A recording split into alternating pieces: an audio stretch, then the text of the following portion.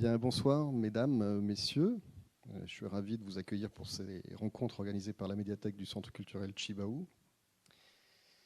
Aujourd'hui, nous avons un invité de marque, Jean-Brice Ehrenschmidt, qui est donc docteur en géographie culturelle, président du pôle d'expertise et de recherche GIE Océanide. Donc Jean-Brice Ehrenschmidt, qui est également co-auteur d'un ouvrage avec Pierre-Yves Lemeur récemment, au-delà de nombreuses publications bien entendu, politique foncière et dynamique coutumière. Alors non content de faire toutes ces choses-là, il est aussi la personne qui a créé la devise de la Nouvelle-Calédonie. Vous savez, terre de parole, terre de partage. Donc je pense que rien que pour ça, il devrait amener lui aussi à être versé au patrimoine de la Nouvelle-Calédonie, ou en tout cas, pas si loin. Donc il a contribué à de nombreux programmes de patrimonialisation de sites emblématiques dans la région Pacifique. Et c'est précisément de ça qu'il sera question ce soir. Nous irons, comme les images l'indiquent, sur la somptueuse île de Raiatea, avec le classement au patrimoine du site sacré Tapua Puatea. Donc les bêtises que je viens de dire sont enregistrées, la conférence aussi. De même, les débats qui suivront, que j'espère riches, malgré le volume relativement limité de spectateurs ce soir, ce que je regrette. Peut-être les absents regarderont la conférence sur la chaîne Calédonia, donc qui filme ce soir, qui diffusera cette intervention d'ici quelques semaines, à une date que nous ne connaissons pas encore. Par contre, la conférence sera accessible dès la semaine prochaine en audio sur notre site www.adck.nc. Pour finir sur une note un peu plus sérieuse, je voudrais avoir quand même une petite pensée pour quelqu'un qui venait très souvent à ces conférences, pour ne pas dire quasiment tout le temps. Il s'agit de Gérard Lavigne, qui nous a quittés jeudi dernier, qui était un militant infatigable pour une école interculturelle en Nouvelle-Calédonie. Et il intervenait régulièrement dans ces conférences, donc on aura le plaisir de réentendre sa voix sur de nombreux enregistrements. Donc j'espère qu'il restera encore longtemps dans nos cœurs et nos esprits, parce que ce qu'il disait était toujours intéressant à entendre, de par son caractère atypique. Donc je remercie Jean-Brice d'avoir non pas accepté, mais même proposé d'intervenir dans cet espace. Et puis, je vous donne rendez-vous d'ici 1h, 1h15. D'abord, il y aura un petit film, vous verrez, sur ce site sacré, et puis une intervention de Jean-Brice. Et enfin, le débat tout à l'heure. Donc nous serons deux de part et d'autre de la salle pour vous tendre un micro afin que tout soit enregistré. Je vous remercie de votre attention et je vous donne rendez-vous d'ici 1h, 1h15. Merci à vous.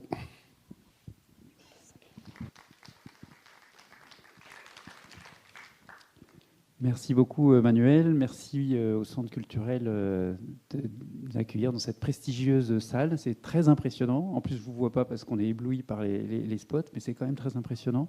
Merci beaucoup de vous être déplacé. L'idée de cette conférence, effectivement, c'est une proposition faite au Centre culturel. Il me semble que cette inscription au patrimoine mondial est passée un petit peu inaperçue dans le Pacifique, alors que c'est extrêmement rare dans le Pacifique d'avoir des sites inscrits au patrimoine mondial. Le patrimoine mondial, ce sont les championnats du monde du patrimoine, c'est-à-dire que ce sont des labels qui sont extrêmement difficiles à obtenir. Or, la Polynésie française bénéficie d'un site absolument exceptionnel. C'est pour moi un grand plaisir, un grand honneur de partager avec vous ce travail qui a duré des années. Moi, j'appartiens à un petit groupement de consultants. En fait, on travaille surtout en appui aux politiques publiques. Certains de nos membres avaient déjà, il y a pas mal d'années maintenant, largement contribué et avaient notamment rédigé la candidature au patrimoine mondial pour les lagons et récifs de la Nouvelle-Calédonie. Donc ce sont des dossiers qu'on connaît bien. Et effectivement, nous avons accompagné entre 2011 et 2017, l'année de l'inscription au patrimoine mondial, en juillet 2017, on a accompagné le gouvernement de la Polynésie française dans cette démarche qui est extrêmement complexe et difficile. Et donc c'est un plaisir pour moi de vous présenter ce site d'abord, parce que J'y ai maintenant des attaches. J'y ai passé beaucoup de temps avec les gens de l'endroit. J'aurai largement l'occasion d'en parler tout à l'heure. Et puis, essayer à partir de cette expérience, vous proposer ce soir une réflexion rapide et un échange, j'espère, sur ces processus de patrimonialisation, c'est-à-dire, quand je parle de patrimonialisation, je parle essentiellement de patrimonialisation de certains espaces ou de sites, comme on peut le faire, par exemple, quand on crée des réserves, des aires marines protégées avec le lagon, ou quand on crée effectivement une protection d'un site comme celui de Tapoatea. C'est un processus qui n'est pas neutre, vous le verrez, très politique. Et ce soir, l'idée, c'est vraiment de vous présenter quelque chose de pas trop lourd, parce que c'est très vite indigeste, cette démarche-là. Et donc, ce que je vous propose, pour vous mettre vraiment tout de suite complètement dans le bain, on va projeter d'abord un film qui a été réalisé par le service de la culture et du patrimoine de la Polynésie française, qui est un des principaux artisans de cette démarche du patrimoine mondial en Polynésie, qui va vous mettre très vite dans le bain. Il y a quand même 20 minutes de film, et je pense que c'est important de se mettre dans cette ambiance-là. Et puis, j'essaierai de contenir ma présentation en 1 heure. On essaiera de se tenir au timing. Donc, je vous propose d'abord ce film de 20 minutes, et puis je reprendrai après et je déroulerai l'exposé. Voilà, merci beaucoup.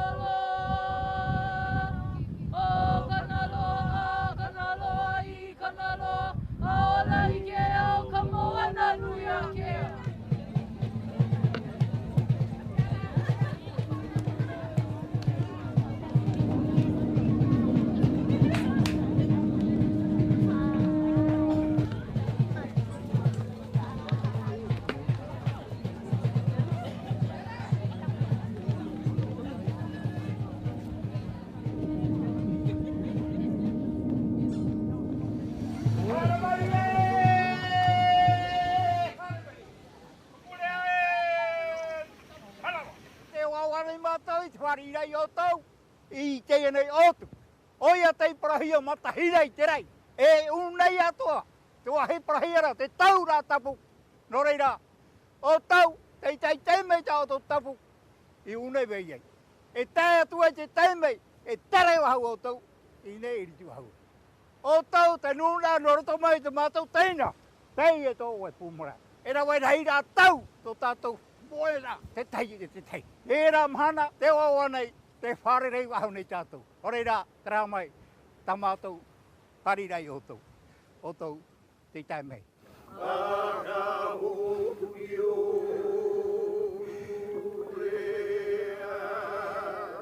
I've been a member of the Hokulea Cruise since 1975. It's been a long haul for us, but it's been a very good experience. And I'm here again after being here a few times. Back in 1976, it was about rediscovering ourselves. Who are we? Where do we come from?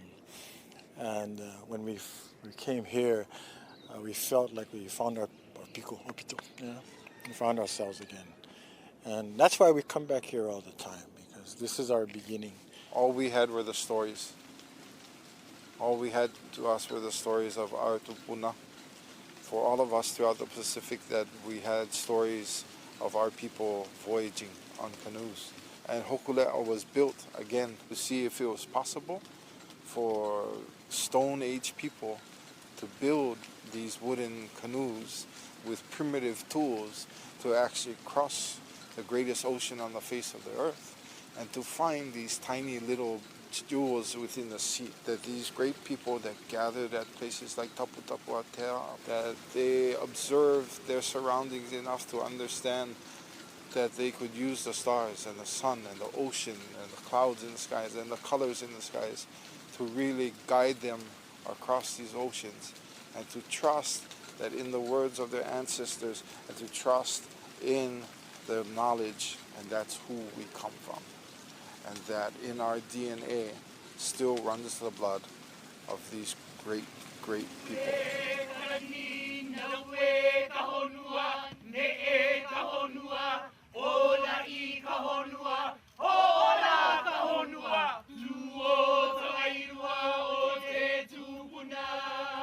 For Hawaiians, Tapu Tapu Atea is the beginning of our religion and our history. We know that our people come from Tahiti, from Raiatea. We had temples Tapu Tapu Atea in Hawaii. On Kauai, on Oahu, on Molokai, we had 3 Tapu Tapu Atea there. So we know we come back and forth. Within this area is a very sacred place where there are 4 marae, 4 large marae. Marae Tapu Tapu Atea, Marae Oputeina, Marae Hauviri, and Marae Hititai. Behind us we have the most sacred of the marae in this complex, which is Marae Tapu Tapu Atea. Tapu Tapu Atea is in the legends in Hawaii, in New Zealand, and many of the other islands of Polynesia as being the place representing Hawaiki, which is Raiatea as well, as the source of all mana. It's recognized as being the center for Polynesia. Polynesia is like a fe'e, octopus, with all the arms spreading out into different areas. And at the center of the fe'e was the Raiatea, Hawaiki. And at the center of Hawaiki, I think, is Marae Tapu Tapu Atea. I think not just for me, but for all of the crew members to finally see the place that we read about so many times. And it makes us feel whole. What we do when we come here is to honor the ancestors, our ancestors.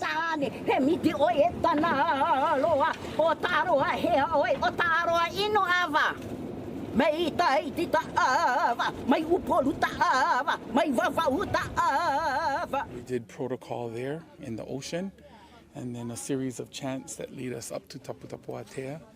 And then we offered ho'okupu, our whole delegation, to Tapu Tapu Atea to honor this important place, this marae that connects all of us from Hawaii, Aotearoa, Rapa Nui, and all of us, all of our islands. Captain Cook said it when he traveled throughout the Pacific and he heard the similar language. He called it the largest nation on earth. Then in 1995, Te Aorere from Aotearoa came, Te Autonga, and Takitumu from Cook Islands, and Ho'ailoa from Hawaii, and Hokulea. So it was more and more of us are finding ourselves here.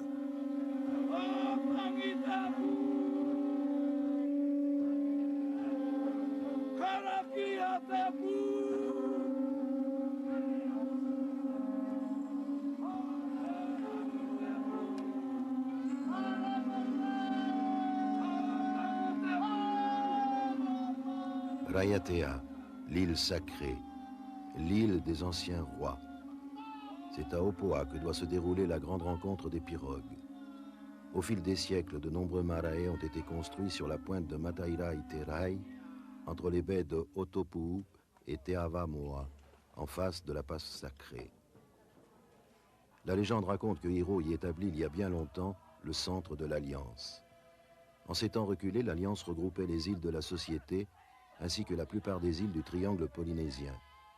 Tous ces royaumes insulaires alliés organisaient à Opoa des rencontres régulières pour leurs sages, leurs prêtres et leurs guerriers. De grandes délibérations internationales y étaient prises. Un jour cependant, l'Alliance fut brisée. Plusieurs siècles après, l'Alliance doit être réunifiée. This federation was placed, they met in Raiatea because Raiatea became the center of eastern Polynesia. Now you have Nukuhiva is Hawaiki Runga, Upper Hawaiki. Raiatea is Hawaiki Nui. Rarotonga is Hawaiki Raro, Lower Hawaiki. These are the three Hawaikis, and the center was Raiatea. This is where our main marae is, Taputapu Atea. This is where the Federation met in the old history until they had troubles. And we'd like to see the Federation reformed, and we're going to try to reform it while we're in Hawaii. So we bring back this concept of one nation. Ho e pati hi ora I to te horo rau te tau, morira a teiroa, mi te tau mai au mo tupuna. I to rato whanora I ni te pumuana, en he pai tei o tautini wau hanare mo teiti. Ratou pat mo hi te mata mo I te whanore e tēne moana rei. E te mai te mhana te mo teiti to tātou, tautini e wahanare e wahuru e mapa, te tupune tau a ruru rara. Amu mai e to Aotearoa, tato wehi, to Trapanu e to Teiti Show.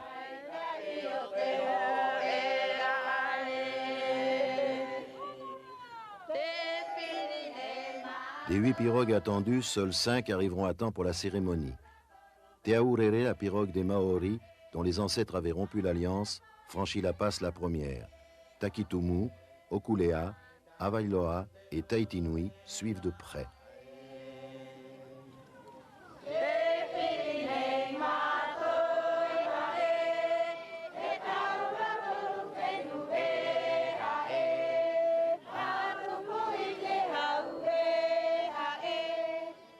Sur le Marae, un hyménée ouvre la cérémonie d'accueil. Afin de sceller la nouvelle alliance, chaque équipage a ramené une pierre de son pays qu'il dispose sur le site sacré. Une petite délégation pasquane ouvre la marche. Hawaïens, Rarotongiens, Maoris et Polynésiens vont les rejoindre.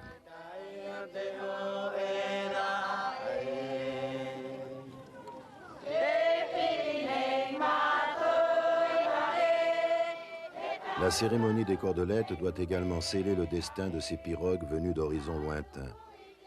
Un morceau de cordage en fibre naturelle, provenant de chaque pirogue, est ainsi offert aux dieux anciens sur le Marae.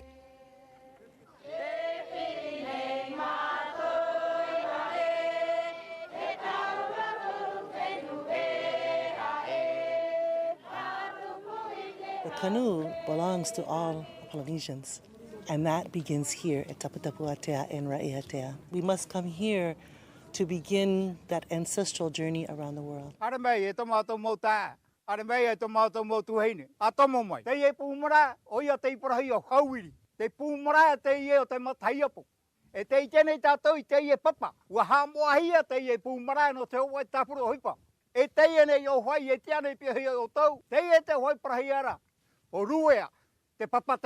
E ua parau ato hea te ia o hai, te papa o nā maha, no te mea, e maha tātei raroa. Nā tera mana o te ia mu tātei tāpeara I te ia nei o hai. Ua parau ato hea ra te o hai, te papa te ara no te ari. Me te ia ra turu. Ho e ari a whautei ai nia, e rawa hea tōna te whatahainura I te moana. E iau te I te paraparau ra te taua, e tere mei te rā nām au ari e parau no hiara, e whaati te rā tino. E iau te ari maiwa hi ai. Iau e tuohia e te mea te nuna, hura o e te ari. Tapu Tapu Atea, for us, beyond question, has merit. It's like for the voyages. There are places that are that anchoring point for the canoes, that place in the middle of our ocean that allows us to go around the world. We will continue to make it a part of us every day, that it continues to live, that it will continue to be here. And one of the special things that I saw there that meant a lot to me, because I was there in 1976 at Tapu Tapu Atea. And when I came back now in 1995, how much more clean the place was and how much more protected it was. Tei e te taua, o hipara ana tō tātou mautupuna. Wa hei putuputu rā tei. Nā tō tātou ra mautupuna I tō rātou rā anō tau. Te weira tō whanau rā, mea mai tei. Te weira tō whanau rā, me teia. E te weira tō whanau rā, me pō. Te rā tō o hipai rawa hiei ni ai sui tei ne mara anō tātou. O ia tei parahi ai tei tō rā e wai o tā. E muri mai ua parahi o tēni rau, hui mata. Muri mai ua parahi e te papa o wheoro. Te au rau tei e parau. I unei tō tātou nuna, te nati la haurahia, I nei sui tōna pūmara. O pōai te tere nāu tā, o pōai te tere nā tei, o pōai te tere mātau tau, no te I pūmara tō tātou. But we are grateful that you are here, and we are grateful that we are reconnecting with all of you. Ia va'a nui, ia va'a kia loa, ia va'a pelele, a lele mama.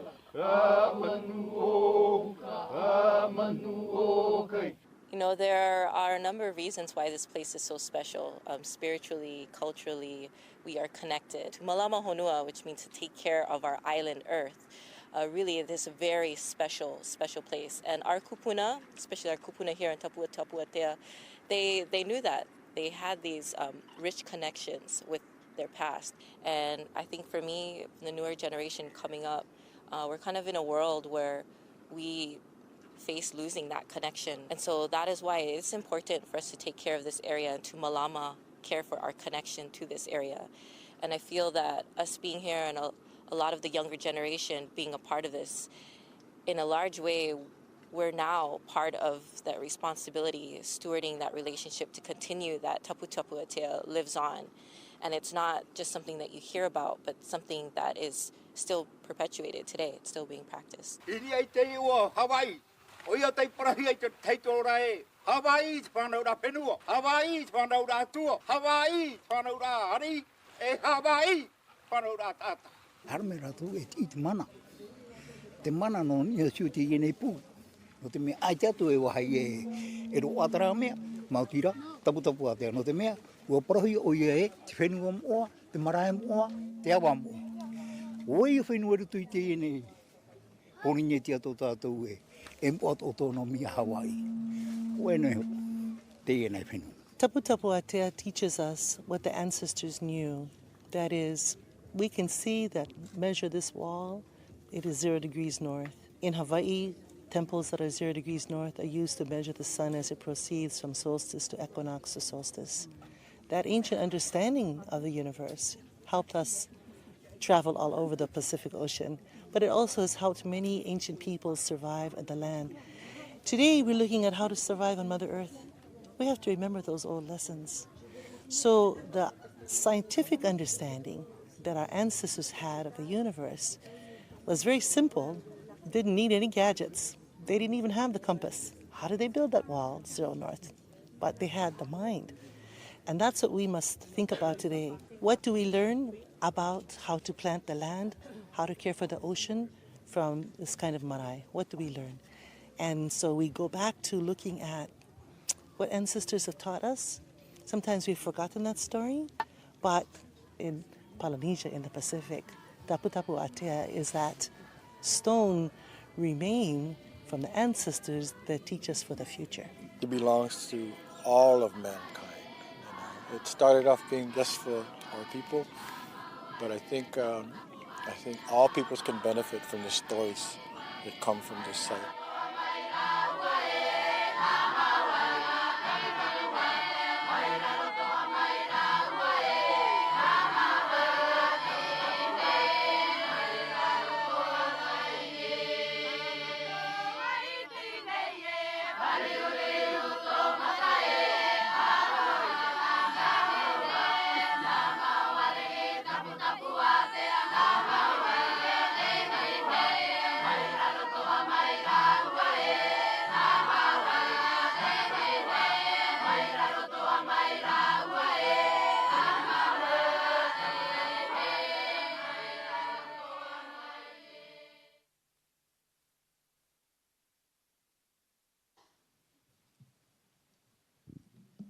Bien, je pense que ça vous met bien dans l'ambiance. Ce site, effectivement, on le voit bien, hein, il a une aura qui dépasse largement la Polynésie française. Et effectivement, les Maoris, comme les Hawaïens, comme les gens de l'île de Pâques, ont soutenu cette inscription au patrimoine mondial, ont soutenu la Polynésie dans la démarche. Et donc, je vais essayer de vous présenter un petit peu cette démarche au travers de plusieurs chapitres, si je puis dire. D'abord, je vais vous représenter un petit peu le site. Tapu Tapu Atea, on l'a vu dans ce documentaire, dans l'esprit des gens, c'est un marae. Un marae, c'est ce grand temple à ciel ouvert, ce sont des structures de pierre, un lieu sacré où il y avait des cultes anciens, on y reviendra. Et pourtant, Tapu Tapu Atea, c'est bien plus que ça. Et donc, il faut qu'on reprenne depuis le début ce qui a été vraiment l'inscription au patrimoine mondial. Vous verrez que ça dépasse largement les simples structures archéologiques que l'on a vues en images à l'instant. J'essaierai de vous raconter un petit peu un dossier UNESCO, comment ça marche, et vous montrer un peu que c'est un exercice complexe. Alors, je vous ai amené, pour ceux que ça intéresse après, voilà, un dossier de candidature à l'UNESCO, ça ressemble à ça. Ça, c'est le dossier principal. Et puis quelques annexes, et nous avons ajouté effectivement un petit atlas avec des cartes. Et j'aurai l'occasion d'en parler tout à l'heure. J'essaierai dans une troisième partie de vraiment vous raconter le cœur du dossier de Tapu Tapu Atea. Parce qu'en réalité, un dossier UNESCO, ce dossier de candidature, c'est véritablement une démonstration.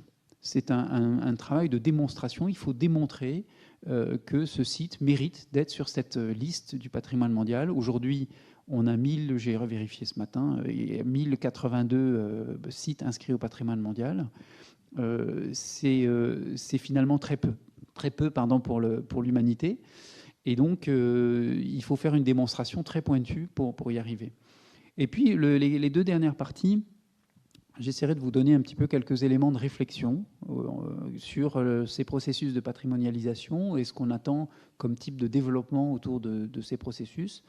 Et puis essayer quand même de conclure sur les intérêts majeurs de cette démarche, parce que beaucoup se demandent, et on voit même les réactions, on me le disait sur Internet, ces trucs-là, ça sert à rien, ça fait joli, mais ça sert à rien. Et donc l'idée, c'est de vous proposer une petite lecture quand même, avec le recul qu'on a, à la fois d'ailleurs en Calédonie et sur ce site, quel est l'intérêt vraiment de cette démarche-là. Alors, allons-y. La Polynésie française, vous savez que c'est un archipel qui a la taille de l'Europe. C'est très, très grand. Il est composé de plusieurs archipels. L'archipel de la Société, c'est assez bizarre ce qui se passe. Vous avez dans l'archipel de la Société deux ensembles, et notamment les îles sous le vent, où se situe Raiatea. Raiatea, c'est une île qui est un peu en hauteur comme ça, et le site de Tapu Tapu Atea est dans le sud-est de l'île. On verra tout à l'heure exactement où. C'est, vous l'avez vu, un espace côtier avec plusieurs baies, une passe par laquelle entrent les bateaux et une vallée. Ce site-là, le point de départ, finalement, de l'inscription au patrimoine mondial, c'est d'abord la tradition orale. La tradition orale, les gens du lieu, les gens du village de Opoa qui sont sur place, vous avez vu tout à l'heure les sages qui connaissent les discours coutumiers, qui connaissent les noms, déclament, lorsque les gens arrivent, déclament ce qu'on appelle le Paripari Whenua. Le Paripari Whenua, c'est une description très simple du territoire. Il y en a plusieurs versions. Selon les événements, on ne va pas le dire exactement de la même manière. Selon l'intention que l'on a au moment où on le déclame, on va le dire d'une manière ou d'une autre. Et c'est une description du territoire qui, là, ne parle pas que du Marae Tapu Tapu Atea pour ce qui est de notre espace qui nous intéresse ce soir, mais qui décrit toujours un territoire en partant du haut de la montagne, puisqu'on est sur des îles hautes. On parle toujours de la montagne. On décrit ce qu'il y a dans cet espace-là jusqu'au lagon. Et on y décrit à la fois des choses très concrètes, comme quel est le nom de la rivière, quel est le nom de la montagne, quel est le nom de telle source ou autre chose de l'espace naturel, mais également avec un certain nombre de noms qui parle de la chefferie locale, des anciens prêtres, le nom des prêtres. Ça peut être différentes versions, mais en tout cas, on a une déclamation qui décrit un territoire qu'on appellerait peut-être territoire coutumier ici, qui est l'équivalent, en tout cas, décrit un territoire. Et ce territoire, finalement, c'est ça le point de départ aujourd'hui de la réflexion et de la démarche de patrimoine mondial sur cet espace-là, parce qu'en réalité, lorsque l'on étudie de près et qu'on écoute ce Paripari Whenua et que les anciens vous racontent, on a fait un énorme travail pendant plusieurs années de collecte des informations, lorsqu'ils vous racontent ce qu'il y a derrière ces noms et ce qu'il y a derrière le nom de la montagne, eh bien, on se retrouve avec un certain nombre de lieux sacrés, et pas seulement la pointe. Vous voyez la pointe de la péninsule où nous avons le Marae Tapu Tapu Atea, là où il y a le point rouge. En réalité, il y a derrière bien d'autres sites qui vont ajouter ou qui vont en fait créer la sacralité de ce site-là. Finalement, le Marae qui est à la pointe n'est que l'émanation de tout le reste qui est sacré dans ce paysage qui est un paysage culturel. Alors, le travail UNESCO, finalement, on a défini un espace. Ce n'est pas seulement le Marae Tapu Tapu Atea dont on va parler ce soir et qui a été inscrit au patrimoine mondial. Eh bien, c'est tout cet espace avec cette ligne blanche qui prend en compte les lignes de crête qui est autour de deux vallées, la vallée de Opua et la vallée de Hotopu, avec effectivement cette péninsule sacrée, puisque le Marae est à la pointe de cette péninsule, en face d'une passe, la passe Te Avamoa, où sont passés par lesquelles entrent les pirogues, et avec également un petit îlot qu'on a vu dans le film, qui est très important, un motu aussi très important dans la tradition orale. Et c'est tout cet espace-là qui est inscrit au patrimoine mondial. Et derrière le nom Tapu Tapu Atea, bien sûr, on pense au Marae, mais en fait, il faut penser à tout cet espace-là qui est un paysage culturel. Alors, ça, c'est la carte officielle qui a été présentée à l'UNESCO. Il y a, vous voyez le périmètre avec la ligne rouge du site, du bien inscrit au patrimoine mondial, et vous avez un périmètre plus large qu'on appelle la zone tampon, qui est une zone de protection dont il faut prendre compte dans le plan de gestion. En tout, si vous voulez, le bien lui-même fait plus de 2000 hectares, la zone tampon en fait plus de 3000. Et en tout cas, on a une partie qui est terrestre et une partie marine, puisque là, je dirais, la chose étonnante par rapport à ce qu'on fait d'habitude ailleurs dans le monde, c'est que là, on a bien une partie terrestre et une partie marine. Les deux sont autant sacrés, et on y reviendra plus tard. Alors, de quoi est constitué ce site ? Je vais essayer d'aller un peu plus vite. Vous avez déjà vu pas mal d'images. On a d'abord une montagne au fond, qui s'appelle la montagne Te Aitapu. Cette montagne fait partie de la cosmologie, pas seulement sur place à Opua, mais en fait dans tout le Pacifique. Lorsque les Hawaïens et les autres s'expriment, eh bien, ils connaissent ce nom de Te Aitapu, puisque dans la cosmologie polynésienne, le dieu fondateur du monde, qui s'appelle Ta'aroa, aurait mis son pied sur cette montagne pour descendre, voir la création et voir le monde qu'il avait fondé. Et donc, la sacralité de l'ensemble du site commence d'abord à cette montagne. Te Aitapu, c'est vraiment la montagne sacrée, Tapu sacrée. Et c'est cette montagne sacrée qui, finalement, parce qu'elle est connectée au mythe fondateur de la création du monde, eh bien, en fait, c'est cette montagne d'abord qui donne la sacralité à l'ensemble de ce site. Et cette montagne, vous voyez, c'est le premier pic qui est sur la gauche, et il y a une deuxième montagne un peu plus loin, un peu plus basse, Orofatu, qui là est dédiée à Oro, fils de Ta'aroa, qui est un des dieux du panthéon polynésien. Et on a ces deux montagnes, au final, qui sont là, posées au fond de la baie de Opua. Opua, qui a été la vallée des rois, des grands rois Tamatoa. Et on a cette montagne en fond de vallée qui pose vraiment la sacralité de l'ensemble du site. C'est la même montagne vue par l'autre baie de Hotopu. Et donc, notre site, si vous voulez, pour l'UNESCO, on en fait une cartographie et on essaie d'étudier, du coup, l'ensemble de ce qui s'y trouve. Donc, on a nos montagnes qu'on vient d'évoquer, et vous voyez, juste en dessous du sommet de la montagne, on a un petit point jaune où il est écrit Vaiarei. Vaiarei, c'est le nom du premier marae dans la tradition polynésienne. Ce serait le premier marae qui aurait existé, qui aurait été créé en honneur à Ta'aroa sur la montagne sacrée. On ne sait pas exactement si c'est là. Là, on trouve des vestiges à cet endroit-là. On ne sait pas exactement si c'est ce site-là ou pas. En tout cas, dans la tradition orale, Le marae le plus sacré, en fait, c'est pas Tapu Tapu Atea qui est en bas, mais c'est le marae Waiarei.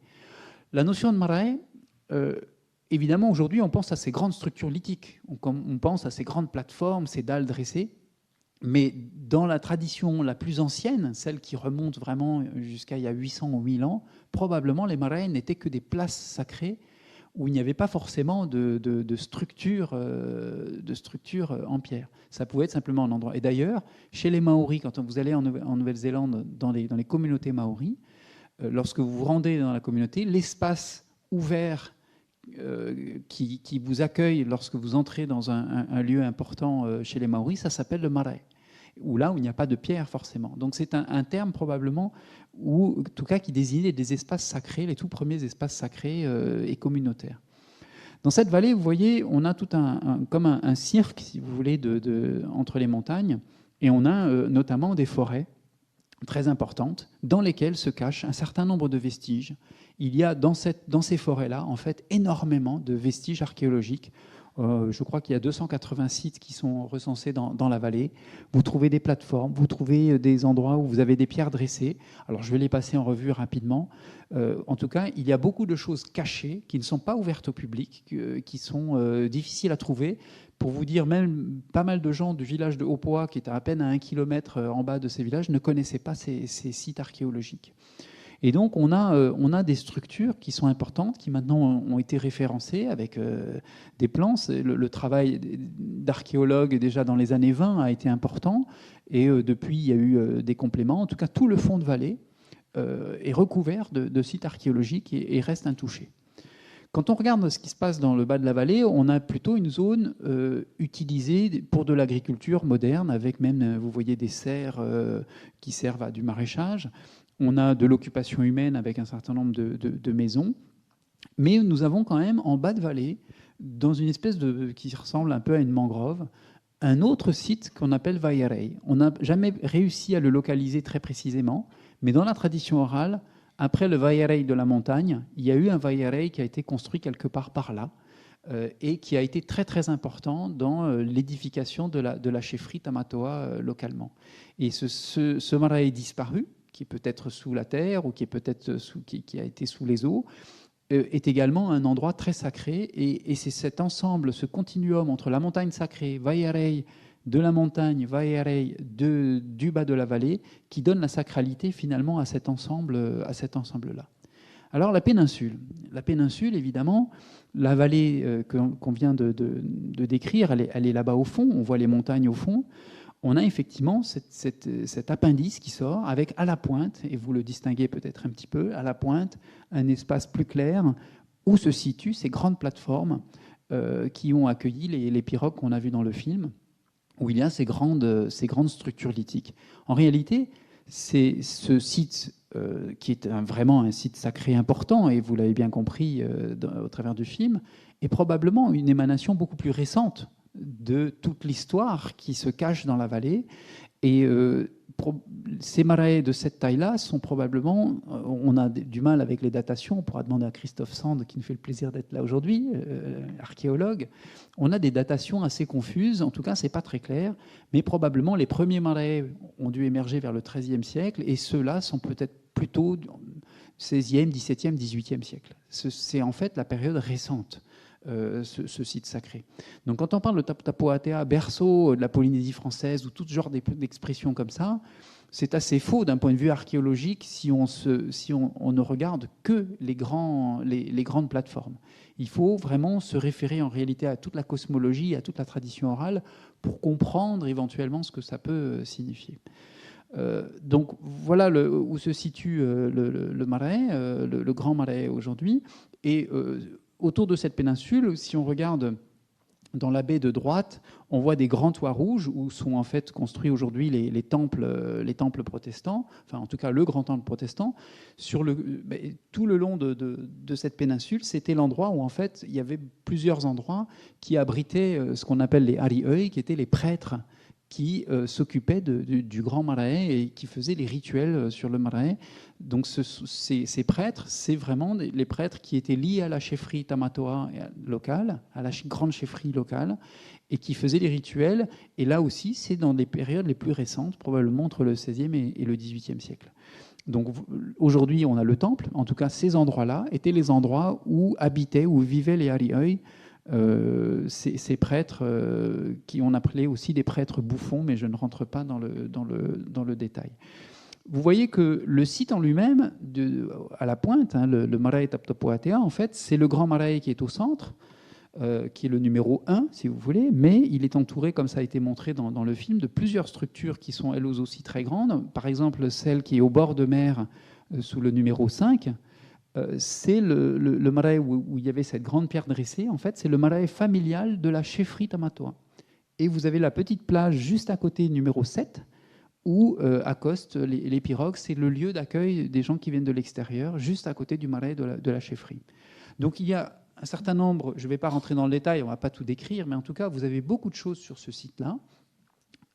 C'est un complexe de marae important, intéressant parce qu'il y a des choses très diverses.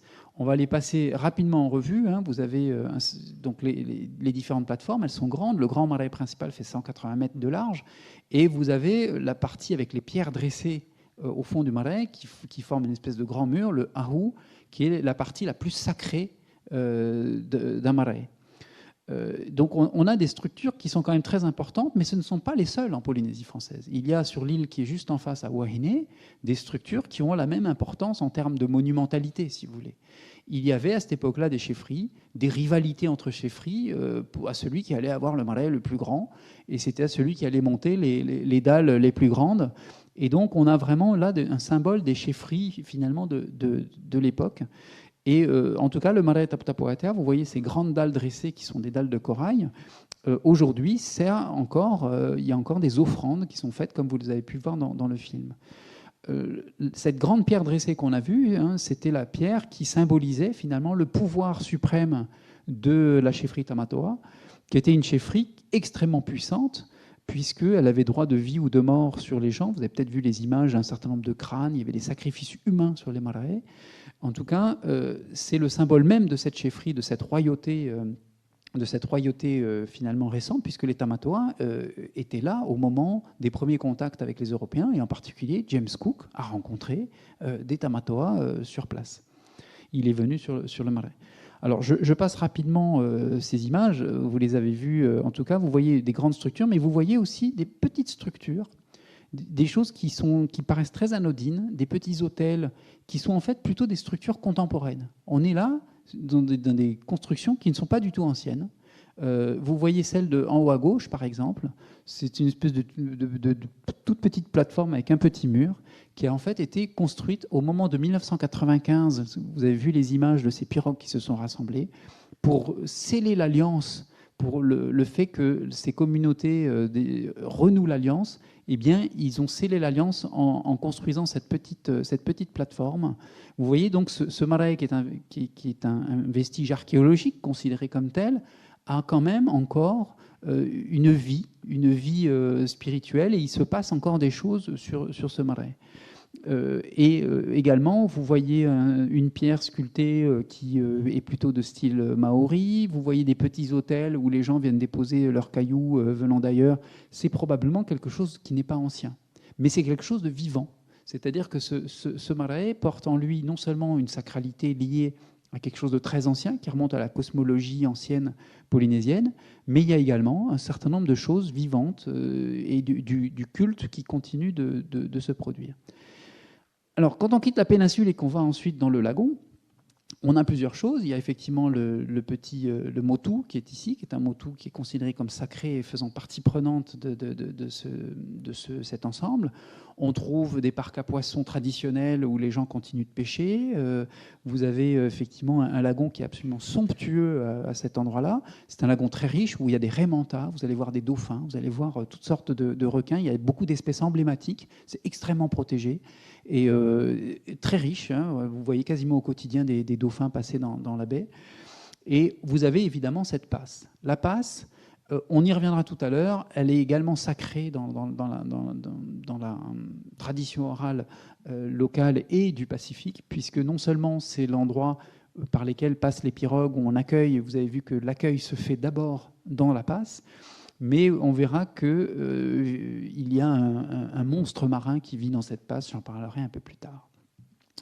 Alors, pardonnez-moi d'être un peu long là-dessus. Je vais essayer maintenant de vous indiquer assez rapidement. On va passer assez vite là-dessus. Mais alors, quand on a tout ça, on essaie de mettre tout ça dans une démonstration. Quand on crée un dossier UNESCO, on doit suivre un certain nombre de règles extrêmement précises et on ne peut pas être dans l'émotion comme on l'est quand on vit tous ces moments festifs, ces moments de rituels ou ces moments spirituels. Vous avez vu que toutes les photos que je vous ai montrées jusqu'à présent, il n'y avait pas un humain dessus. Le patrimoine mondial, c'est d'abord un site, c'est d'abord un bien matériel. Et donc, je vous en ai montré que la matérialité. Quand on visite comme ça et qu'on voit personne et qu'on prend des photos, bon, c'est pas mal, c'est beau, c'est monumental, etc., mais ça ne raconte rien.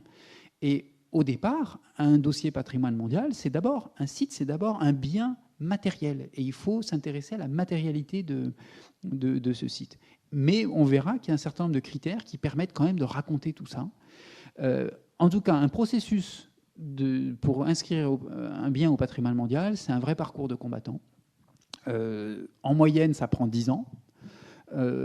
Il faut d'abord pouvoir inscrire votre bien. Si vous avez l'idée d'inscrire un bien au patrimoine mondial, il faut d'abord que ce bien soit inscrit sur la liste indicative de l'État partie. Alors, l'État partie pour la Polynésie ou pour la Calédonie, c'est la France. C'est la France qui a signé la convention de l'UNESCO. Ni la Polynésie ni la Calédonie ne sont signataires de cette convention. En tout cas, cette liste indicative, elle est portée par la France et la France présélectionne un certain nombre de biens qui peuvent prétendre à cette inscription au patrimoine mondial. Parce que tout pays qui est signataire de la Convention, ils sont 167 pays, tout pays qui est signataire de la Convention ne peut présenter que 2 biens par an. On ne peut pas présenter plus de 2 par an. Et évidemment, 2 par an, ce n'est pas beaucoup pour chaque pays, parce que sinon, il y aurait trop de candidatures. Mais du coup, il faut faire partie de cette liste indicative. La liste française en comporte environ 40 sites. Et vous voyez que pour passer 40 sites au patrimoine mondial de chaque année, eh bien, il faut 20 ans pour passer la quarantaine de sites qui est inscrite sur cette liste. Donc déjà, il y a une compétition interne entre les biens français pour pouvoir passer. Parce que lorsque vous arrivez le dernier, que vous avez déjà 39 sites devant vous, bah, c'est comme chez le boucher, vous prenez un ticket et normalement vous passez en 40e, c'est-à-dire dans 20 ans. Alors, ça ne se passe pas exactement comme ça, parce qu'en cours de route, il y en a qui s'arrêtent, on ne va pas au bout de certaines logiques, etc. Mais en tout cas, dans le principe, c'est ça. Donc, il y a déjà cette compétition interne à l'État partie.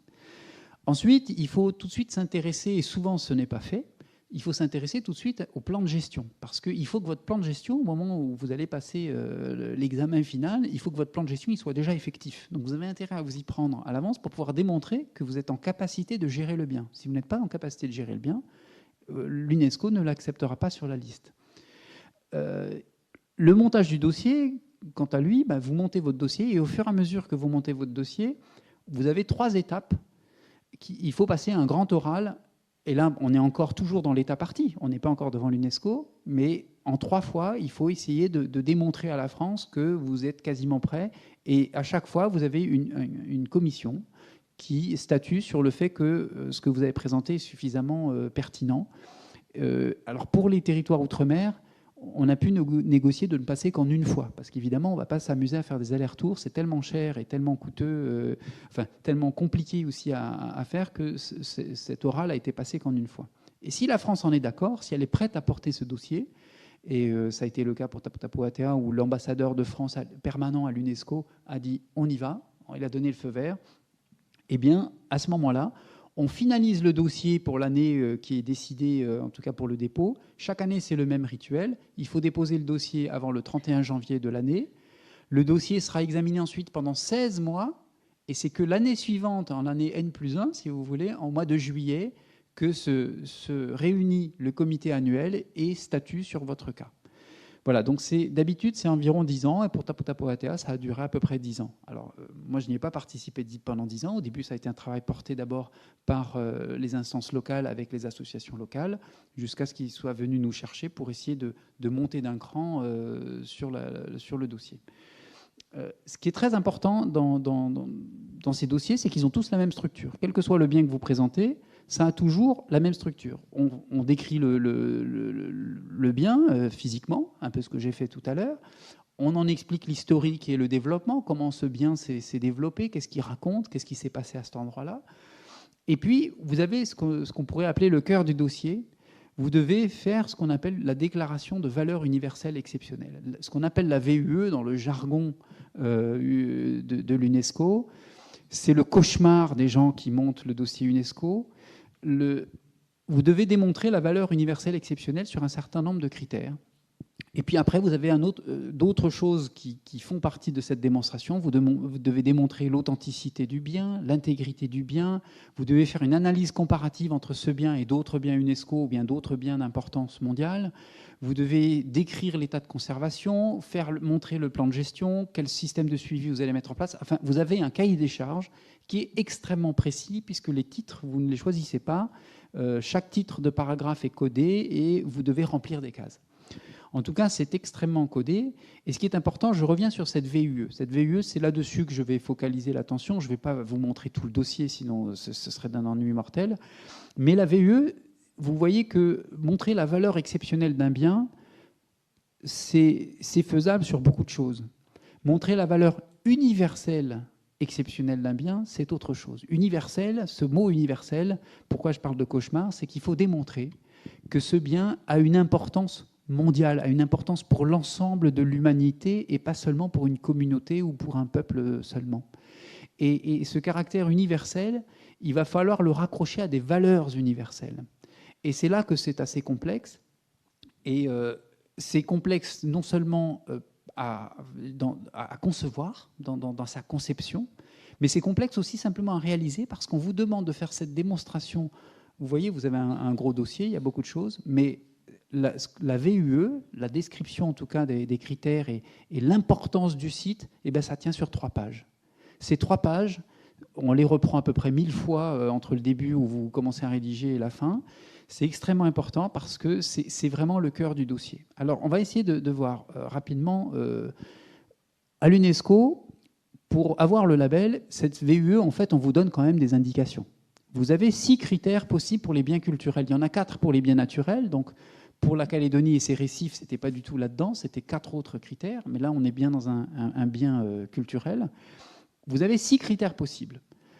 Je vais en lire l'un ou l'autre. Le premier critère, c'est représenter un chef-d'œuvre du génie créateur humain. Voilà. Eh bien, allez-y, démontrez que votre bien répond à ce critère-là. Pour être inscrit au patrimoine mondial, il suffit d'un seul critère. Un seul critère et vous y êtes. Le plus souvent, les biens qui sont présentés souvent répondent à plusieurs critères.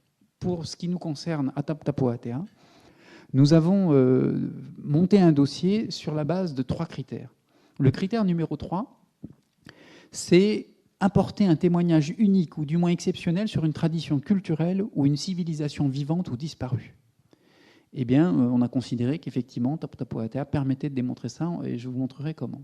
Le critère numéro 4, offrir un exemple éminent d'un type de construction ou d'ensemble architectural ou technologique ou de paysage illustrant une ou des périodes significatives de l'histoire humaine. Et puis enfin, le critère numéro 6, celui-là est un peu particulier. Ce critère ne peut jamais être présenté tout seul.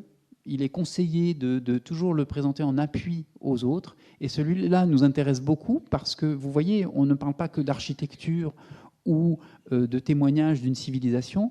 Vous avez bien vu ce qui se passe sur ce marais et les rencontres qu'il peut encore y avoir qui sont vivantes. Et ce critère 6 répond vraiment à cette préoccupation. Le 6, c'est être directement, matériellement associé à des événements ou des traditions vivantes, des idées, des croyances ou des œuvres artistiques et littéraires ayant une signification universelle exceptionnelle. Voilà, donc ça, vous voyez qu'on ouvre quand même la porte, pas seulement, je dirais, entre guillemets, aux cailloux, c'est pas seulement un bien physique, des plateformes, des structures archéologiques, un paysage, mais ce qui s'y passe rentre aussi dans les critères, peut rentrer en tout cas dans les critères. Vous avez d'autres biens au patrimoine mondial où ce critère numéro 6 n'est pas du tout présent. En tout cas, ça a été le choix de la Polynésie et du travail qui a été fait d'inscrire au patrimoine mondial selon ces 3 critères-là. Alors, comment ça a été rédigé? Le critère 3, on a considéré que Tapu Tapu Atea apporte un témoignage exceptionnel de 1000 ans de civilisation Mahoe. Mahoe, c'est polynésienne de Polynésie française. Le critère numéro 4, les vestiges archéologiques de Tapu Tapu Atea offrent des exemples éminents du type de temple à vocation culturelle et sociale construit par le peuple Mahoe du XIVe au XVIIIe siècle, les marae. Et donc, ce critère-là, on s'est beaucoup focalisé sur les marae, et je vous en dirai un peu plus après. Le critère numéro 6, c'est Tapu Tapu Atea est un paysage culturel associatif polynésien remarquable. Alors l'expression paysage culturel associatif, je ne vais pas rentrer dans le détail, c'est du jargon de l'UNESCO. Il y a un document gros comme ça qui explique les différents types de paysages culturels. En tout cas, l'idée, c'est que sont associés à ce paysage-là eh bien, une toponymie, une tradition orale, une cosmologie, des représentations religieuses, en tout cas, toutes sortes de choses qui sont de l'ordre des idées et des croyances, qui sont attachées à ce paysage culturel. Et donc, c'est bien le cas, nous semble-t-il, pour Tapu Tapu Atea. Alors, pour le critère numéro 3. Le critère numéro 3, finalement, dire que Tapu Tapu Atea apporte un témoignage exceptionnel de 1000 ans de civilisation Mahoe, en fait, un des premiers enjeux pour nous, ça a été de montrer d'abord qu'il y a eu l'histoire du peuplement de la Polynésie, et notamment de la Polynésie orientale, c'est-à-dire celle qui est le plus à l'est. La Polynésie orientale, ce sont les derniers espaces de la planète qui ont été colonisés par l'humain. C'est assez récent, en fait, comme migration. Si vous voyez les datations, en fait, on avait déjà des peuples polynésiens qui sont restés pendant près de 2500 ans du côté de Tonga, Samoa, Wallis. Et puis, je dirais, les performances de la navigation traditionnelle, que ce soit les embarcations, que ce soit les capacités de navigation, ne permettaient pas d'aller au-delà. Et pendant plus de 2000 ans, dans ces espaces insulaires de Samoa, Tonga, eh bien, les populations, d'abord, ont grossi, sont devenues importantes par rapport aux surfaces des îles. Il y avait besoin de sortir des îles, mais ils ont surtout mis au point des méthodes pour pouvoir coloniser d'autres parties de l'océan. Et effectivement, il a fallu attendre près de 2000 ou 2500 ans avant que ce grand saut vers les îles les plus lointaines et probablement vers les îles de la société, ce sont des hypothèses aujourd'hui, ce n'est pas démontré de manière stricte. En tout cas, peut-être à partir du 7e siècle, peut-être le 10e siècle, en tout cas entre le 7e et le 10e siècle, probablement, il y a eu les premières migrations qui sont arrivées de Tonga, Samoa, vers les îles de la société.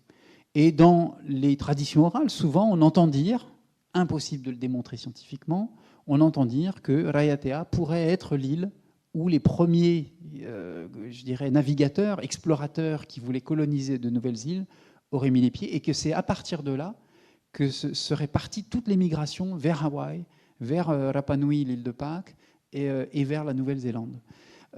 Et donc, ce serait effectivement l'importance en fait de cette histoire de peuplement qui en fait s'est jouée très rapidement dès le moment où ils ont acquis ces compétences pour coloniser les îles et pour naviguer au travers du Pacifique. Vous voyez qu'après ça se tient dans un mouchoir de poche.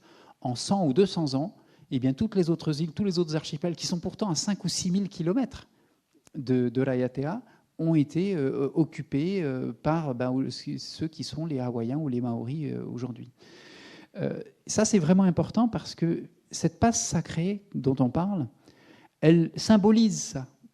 Est-ce que c'est vrai? Est-ce que c'est vraiment à cette passe-là que... Non, probablement non. Probablement, ça a été beaucoup plus compliqué que ça. Il y a eu beaucoup d'îles qui ont... Il y a eu sûrement plusieurs groupes, il y a eu plusieurs occupations dans différents endroits. Ça ne s'est pas fait de manière linéaire. Mais en tout cas, la manière de raconter l'histoire dans la tradition orale polynésienne, c'est de raconter ça de manière un petit peu linéaire. Et ce site, finalement, incarne aussi cette histoire du peuplement. Alors, je rajoute cette petite image. Vous avez vu dans le film tout à l'heure qu'on parlait d'une pieuvre géante. Effectivement, dans la tradition orale, il y aurait une pieuvre qu'on appelle Tumurai Whenua. Tumurai Whenua, en fait, est une pieuvre mythique, géante, qui vivrait dans la passe sacrée que vous voyez en photo. elle vivrait dans cette passe-là, et elle déploie ses tentacules jusqu'à Hawaï, à 6000 km, jusqu'aux îles Cook, dans tous les archipels, parce que l'idée, c'est que Tapu Tapu Atea et cet endroit-là de Raiatea est connecté par tous ces liens coutumiers, ces liens avec les différents archipels et les différents peuples qui ont essaimé dans toute la Polynésie orientale.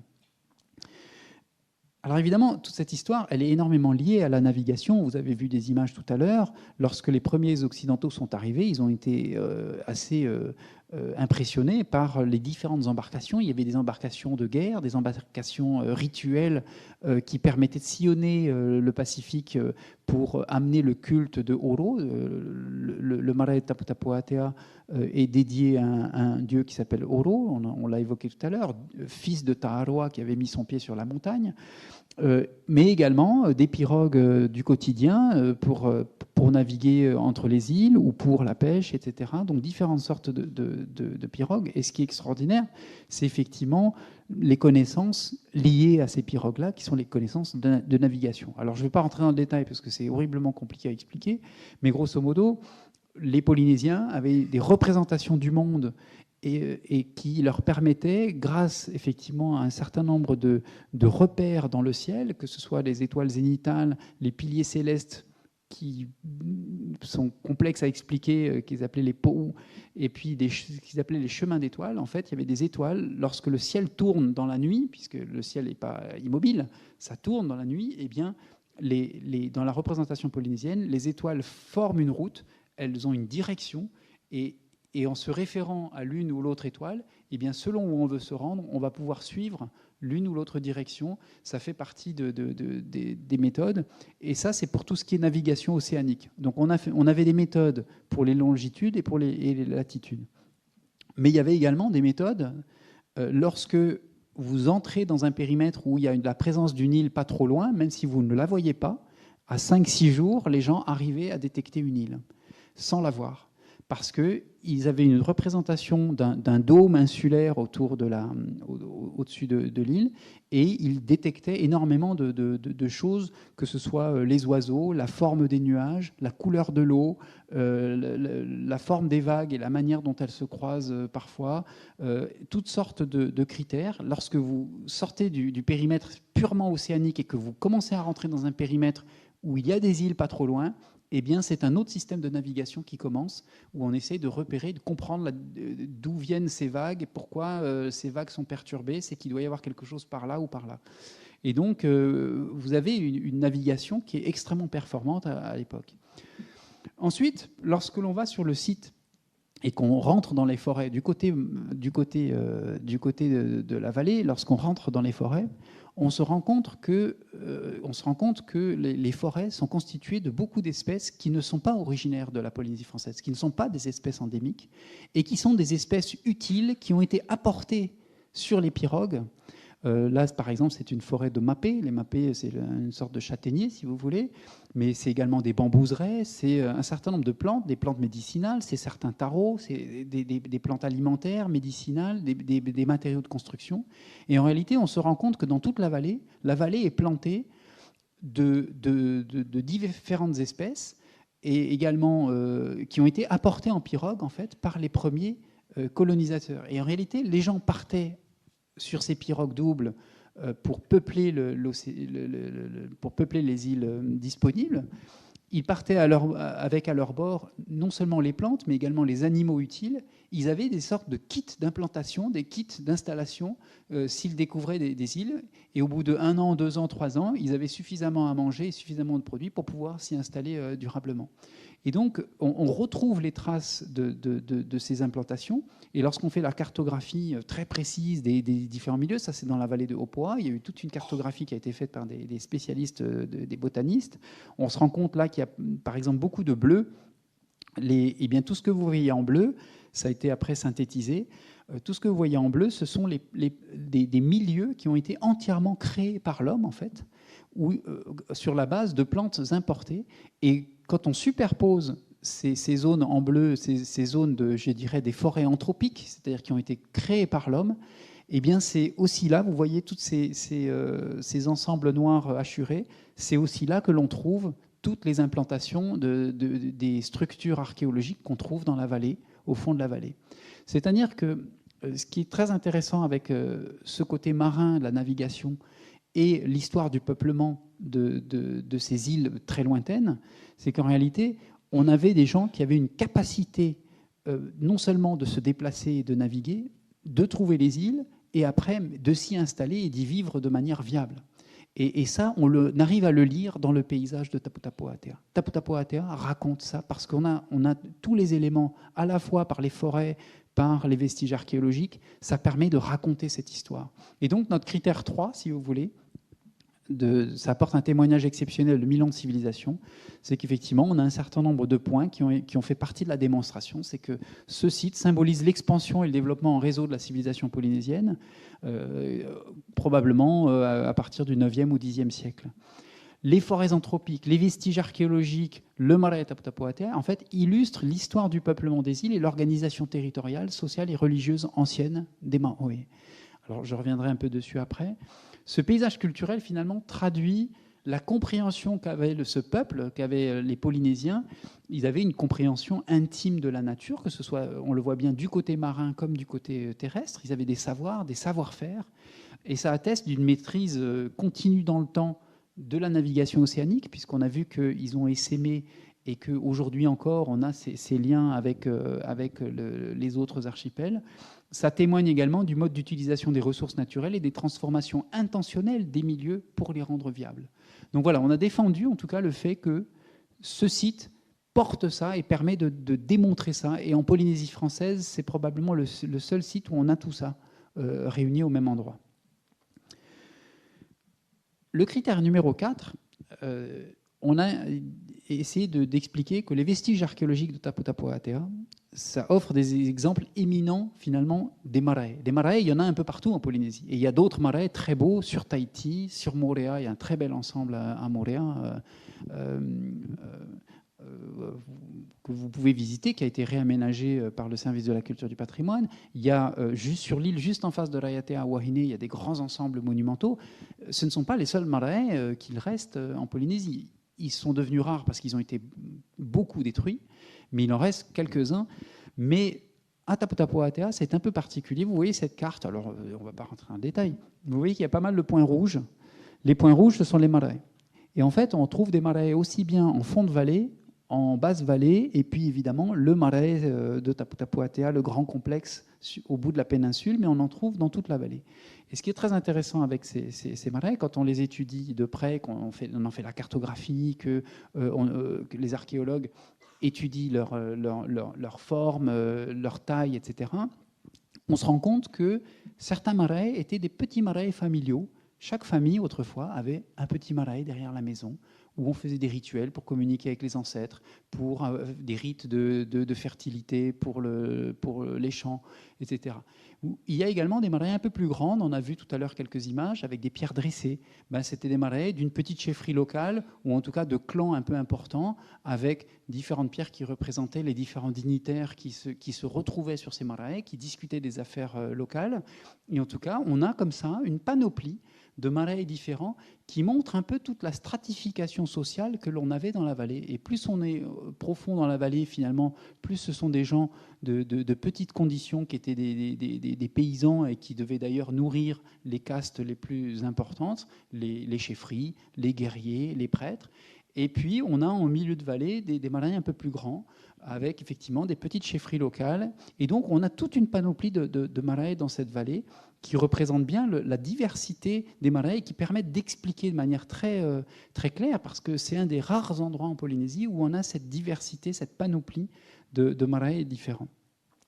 Et donc, si vous voulez, on a pu démontrer sur cette base-là qu'effectivement, non seulement on a tous ces marais différents dans le fond de vallée, mais on a également, bien évidemment, le complexe du marais de Tapu Tapu Atea avec toutes ces grandes plateformes en bord de mer. Grosso modo, on a pu démontrer que on avait là le site de Polynésie qui était le plus représentatif finalement de ce qu'est un marais et de cette architecture très spécifique des marais, parce qu'un marais ça ressemble à rien d'autre qu'un marais, c'est-à-dire que quand vous voyez un marais, vous savez que c'est polynésien, ça peut pas être autre chose. Eh bien, ça permet vraiment de montrer quelque chose qui représente vraiment le peuple maori ancien. Et puis, évidemment, la monumentalité quand même, parce qu'il y a certains de ces marae qui sont extrêmement impressionnants, avec des dalles de pierre de 4 mètres de haut qui pèsent plusieurs tonnes. En fait, elles représentent bien, finalement, cette période de l'histoire finalement assez récente. Je vous le disais, entre le XVIe et le XVIIIe siècle, en tout cas dans la période la plus récente, où on a eu ces grandes chefferies qui ont émergé, en compétition les unes avec les autres, et effectivement avec une capacité de rayonnement politique, vous avez entendu parler d'alliances, de chefferies qui faisaient alliance à des échelles considérables. Eh bien, c'est une période de l'histoire maori où les chefferies sont devenues importantes, et là on a un exemple, on a vraiment un exemple éminent d'un marae monumental, avec cette grande pierre dressée aussi, qui est pour l'intronisation de la chefferie, cette pierre rectangulaire qui est dressée, c'est là qu'étaient intronisés les grands chefs.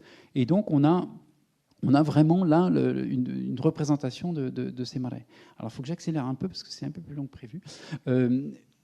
Juste pour finir sur ce point, c'est que les réseaux qui sont liés aussi à cette capacité de navigation qu'on a vu tout à l'heure. Le marae de Tapu Tapu Atea est dédié au culte de Oro. Ça a rayonné à très grande échelle, puisqu'on retrouve le nom de Tapu Tapu Atea sous différentes formes dans tout le Pacifique. En Polynésie française, dans différents archipels, on trouve des Tapu Tapu Atea. À Hawaï, sur plusieurs îles, vous allez retrouver des Kapu Kapu Akea. Et chez les Maoris, en Nouvelle-Zélande, il y a plusieurs sites qui s'appellent Tapu Tapu Atea également. Donc on a bien là une trace tout à fait tangible du fait que ce nom a rayonné à des échelles absolument considérables. Il faut imaginer quand même, ce sont des lieux qui sont à 5500, 6000 km, c'est-à-dire un aller-retour en pirogue, c'est quand même 11 000 km en pirogue pour se rendre à Tapu Tapu Atea. C'est quand même assez considérable.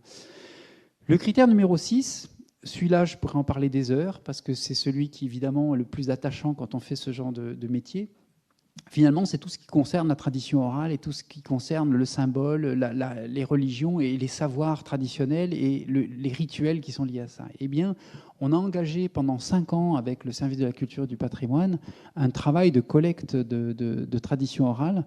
Vous voyez en haut à gauche les papas, comme on dit, que vous avez vus sur le marae tout à l'heure, déclamer et accueillir les autres, sont des gens avec qui on a travaillé pendant plusieurs années. Et notamment le monsieur qui parlait et qui déclamait, Papa Marehau, c'est un monsieur qui avait la capacité de réciter plus de 2000 noms des généalogies, des noms de lieux, les histoires mythiques, et surtout qui avait la capacité à raconter 1000 ans d'histoire polynésienne racontée à la manière polynésienne. On pensait cette connaissance disparue depuis longtemps. On la trouve un petit peu dans certains livres, et notamment Te Wira Henry, j'ai vu qu'il est sur la table à l'extérieur.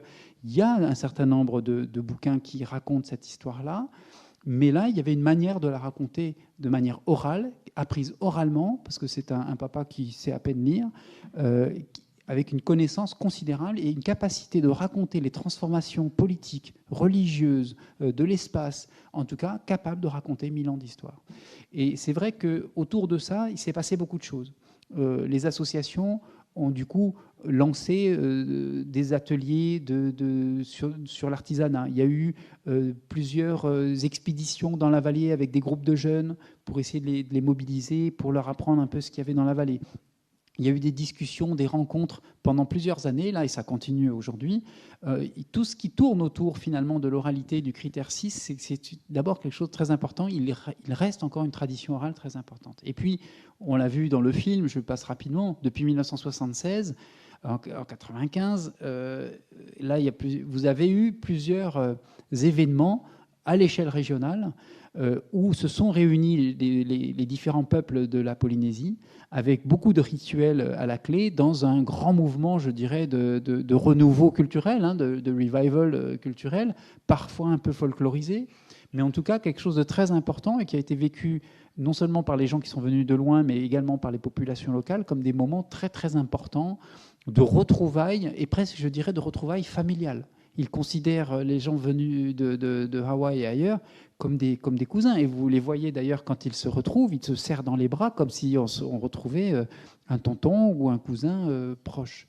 Et donc ces moments de rituel, encore en 2014, il y a eu un rituel très important Hokulea, cette pirogue avec, je ne sais plus le nom de la deuxième pirogue hawaïenne, sont venus demander l'autorisation au marae Taputapuatea de faire le tour du monde en pirogue traditionnelle sans instrument. Et ils ont fait leur tour du monde, ils ont été à New York, regardez sur YouTube, il y a les pirogues traditionnelles en face de l'ONU à New York, ils ont été dans le monde entier en pirogue traditionnelle, et ils sont revenus au bout de 3 ans de tour du monde, ils sont revenus avec les pierres sacrées qui avaient été confiées à l'équipage, aux équipages, des pierres qui avaient été confiées par les papas de Taputapuatea. Ils sont revenus rapporter ces pierres-là sur le marae et les ont redéposées sur le marae. Et ça s'est fait à peu près au moment de l'inscription au patrimoine mondial en 2017. Et donc, vous avez toute une part de rituel, on l'a évoqué tout à l'heure, et des gens qui se déplacent au sein de ce triangle polynésien. Il faut quand même se rendre compte que ce triangle polynésien, si on pointe Hawaï, Nouvelle-Zélande et l'île de Pâques, et que vous plaquez ce triangle ailleurs sur la planète, et ben c'est la taille de l'Afrique, c'est la taille de l'Amérique du Sud, c'est la taille d'un continent, et c'est bien le continent océanique qui est représenté là. Donc voilà pour nos critères, et du coup, on a pu en déduire, si vous voulez, que ce site constitue un paysage culturel qui matérialise le mythe sacré de fondation, toute la tradition orale dont je vous parlais, mais également qui était revalorisée au travers de ces échanges plus récents. Il y a quand même des gens qui traversent le Pacifique dans des pirogues sans instruments pour venir se recueillir, pour venir communier avec le reste des communautés polynésiennes. Donc il représente aujourd'hui, ce site-là, un paysage culturel extrêmement important et remarquable de la Polynésie française. Bien, j'ai été un peu long, je vais être un peu plus court maintenant sur les parties 4 et 5. L'idée, quand même, c'est...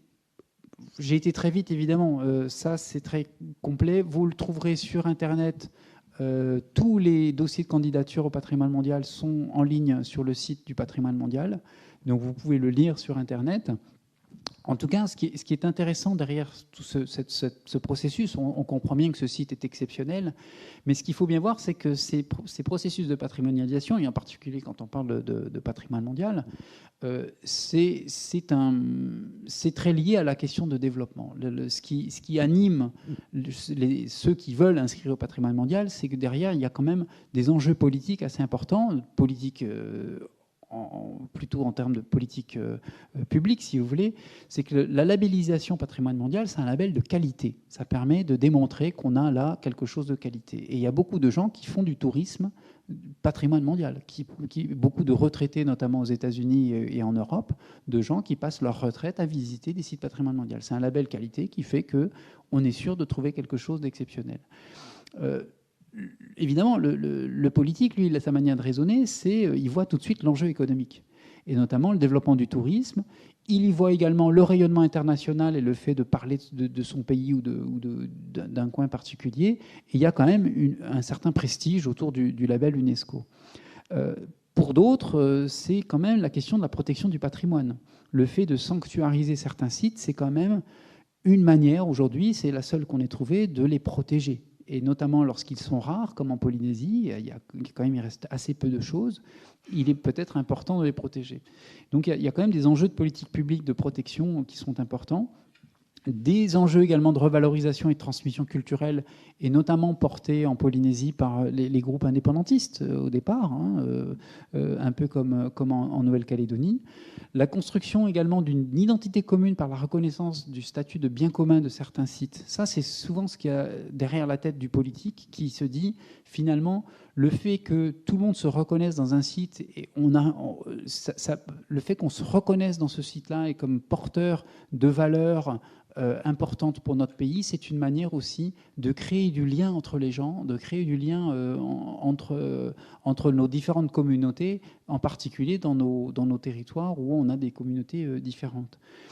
Au niveau local, là aussi, il y a des ambitions qui sont derrière ce type de processus. C'est que pour certains, c'est vraiment souvent une manière aussi de recomposer le territoire, de mener des stratégies de légitimation des uns par rapport aux autres. Je pense notamment à nos papas qui ont été là, les personnes qui ont été les chevilles ouvrières, qui ont essayé de reposer un petit peu l'histoire de la zone au niveau local. Et je dirais, dans la petite politique locale, ça a permis de remettre les choses en place dans je dirais, les savoirs des gens et que chacun puisse rester à sa place. Et ça permettait de réaffirmer aussi certaines légitimités d'un certain nombre on dirait ici, de clans, en tout cas de familles. Le tourisme, évidemment, c'est souvent au cœur du sujet. C'est-à-dire que quand on mène ça, on s'attend à un flux touristique important. Ça crée des dynamiques d'aménagement et de développement qui sont souvent importants. Il y a certains sites qui vont jusqu'à plus 50% de fréquentation des sites en ayant le label. En moyenne, on est plutôt aux alentours de 20 à 30% d'augmentation de la fréquentation. Et donc le flux de visiteurs est effectivement perçu comme une manne, mais ça nécessite une gestion tout à fait nouvelle de l'espace. Et donc en réalité, au début, un site UNESCO, ça coûte. Au départ, il faut d'abord investir parce qu'il faut essayer de concevoir la gestion des flux, les transports, former des guides, essayer de faire en sorte que la gestion elle soit bien encadrée, parce que sinon, votre site, si vous n'êtes pas capable d'absorber ce flux du tourisme, il va être très vite détérioré par le tourisme lui-même. Et donc, ça demande une réflexion très, très poussée sur la question de la gestion. Et évidemment, également sur tout ce qui est la gestion des flux et de la création d'activités. Donc les aménagements sont importants, je vous en montrerai un exemple, mais également ça demande une réflexion sur la formation, parce que pour pouvoir accueillir ces gens-là, les guider, raconter l'histoire, former les gens à ce type de tourisme, c'est particulier, donc ça demande aussi là toute une stratégie de formation d'un certain nombre de gens. Pour vous donner un exemple, le village d'Opoa et cette organisation, le Marae était très déconnecté finalement de la mairie, de l'école, etc. On avait un espèce de mini parking juste en face. Ce mini parking, il est saturé au bout de 5 voitures et 3 bus. C'est juste pas possible de continuer comme ça. Et donc il y a toute une réflexion de complètement réaménager, créer des aménagements le long de la mer pour connecter l'école avec le Marae, pour faire en sorte que les bagnoles, on les laisse dehors, etc. En tout cas, ça demande des efforts importants d'aménagement pour les communes. Alors, ces mouvements de patrimonialisation, ils ne sont pas sans risque. Il y a toute une littérature là-dessus. Aujourd'hui, je ne fais pas un exposé là-dessus, mais il y a des risques. Il y a d'abord un risque d'instrumentalisation politique. Je vous le disais, en Polynésie, ces dossiers patrimoine mondial a d'abord été porté par les groupes indépendantistes d'Oscar Temaru.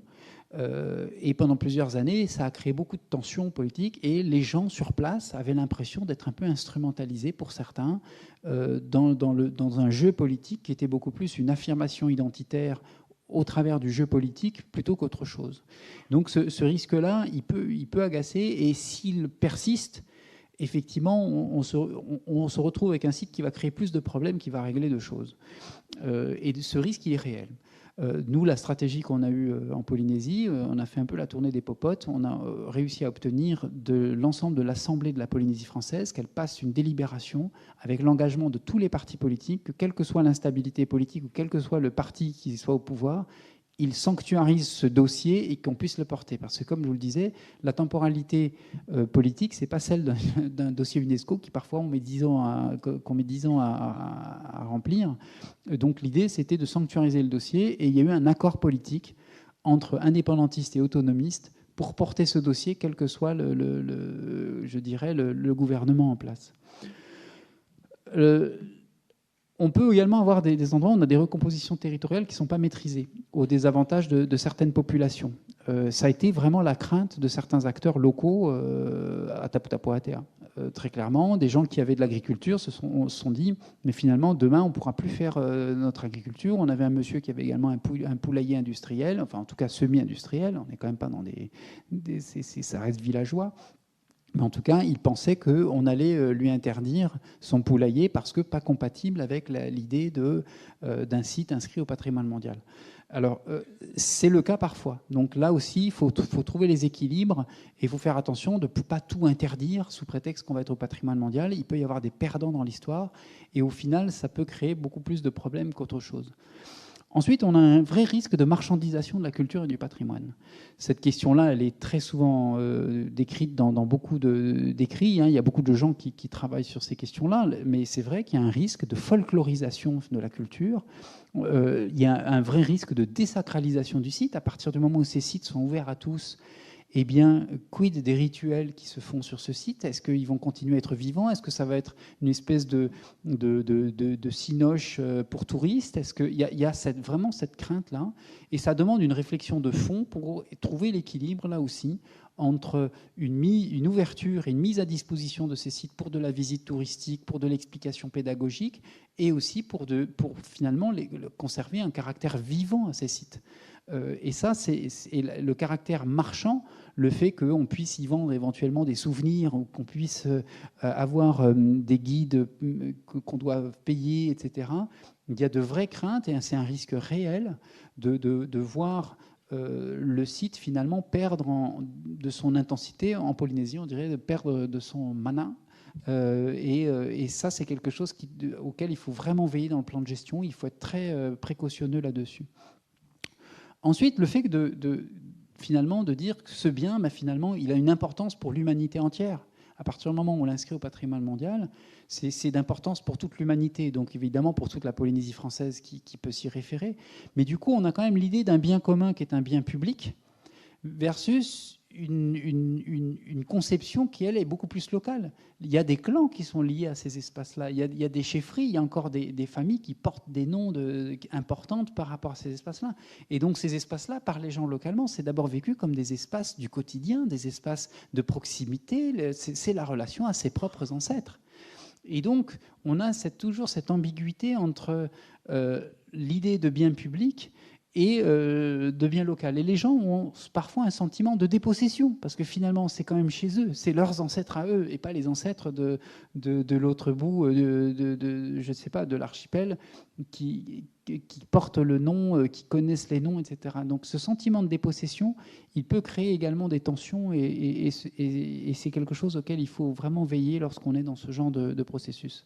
Enfin, ce sont des espaces, finalement, que, d'une certaine manière, on va sanctuariser et geler.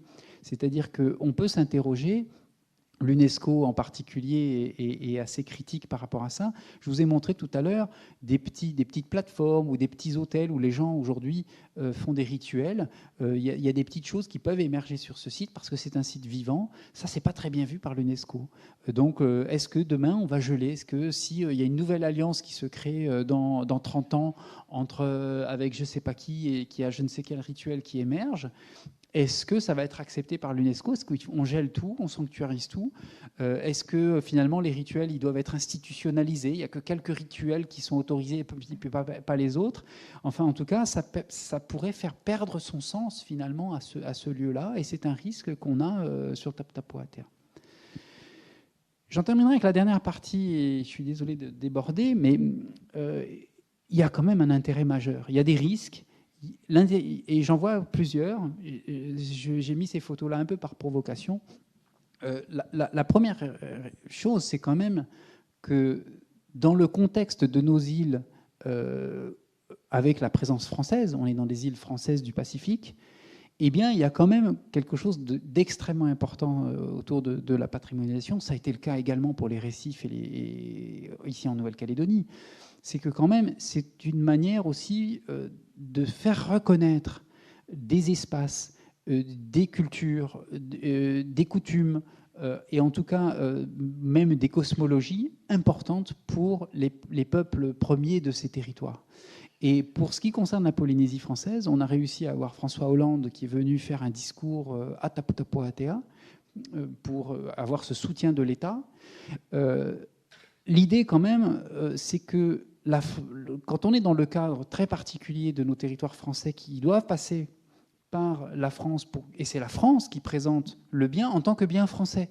Auprès de l'UNESCO, c'est un bien français. Eh bien, il est extrêmement important qu'il y ait des actes symboliques de reconnaissance de la culture et de l'identité des peuples dont on parle, puisque ce bien, c'est bien un bien maori. Et on le voit d'ailleurs dans les rituels. On a un face-à-face qui n'est pas forcément évident, qui n'est pas évident du tout même, de la part de l'État en particulier. Mais je pense qu'il y a eu vraiment quelque chose de réussi là, c'est qu'effectivement, ce caractère de reconnaissance a été très important parce que c'est le premier site culturel outre-mer qui a été inscrit au patrimoine mondial. On avait les récifs de Calédonie et à l'île de la Réunion, les cirques et les pitons rocheux de la Réunion qui étaient inscrits en tant que bien naturel. Mais là, c'est le premier site culturel outre-mer inscrit au patrimoine mondial.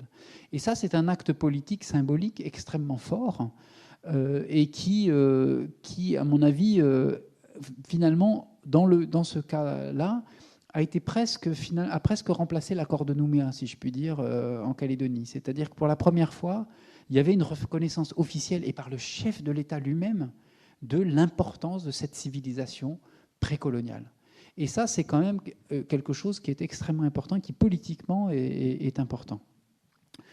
Deuxième intérêt majeur quand même, l'UNESCO, le E, le S et le C de UNESCO, il y a éducation, sciences et culture.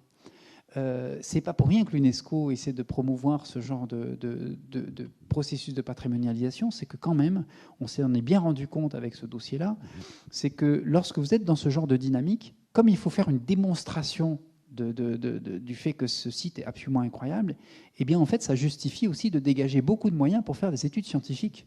Et en fait, pour la première fois, on a eu des moyens assez importants pour faire des tas d'études, des études archéologiques complémentaires, des études botaniques, des études... et puis, si vous voulez, on a cet atlas, on a produit tout un atlas avec des cartes, vous en avez vu quelques-unes, où on a référencé les choses, on a fait tout un travail de compilation, on a rassemblé toute l'information.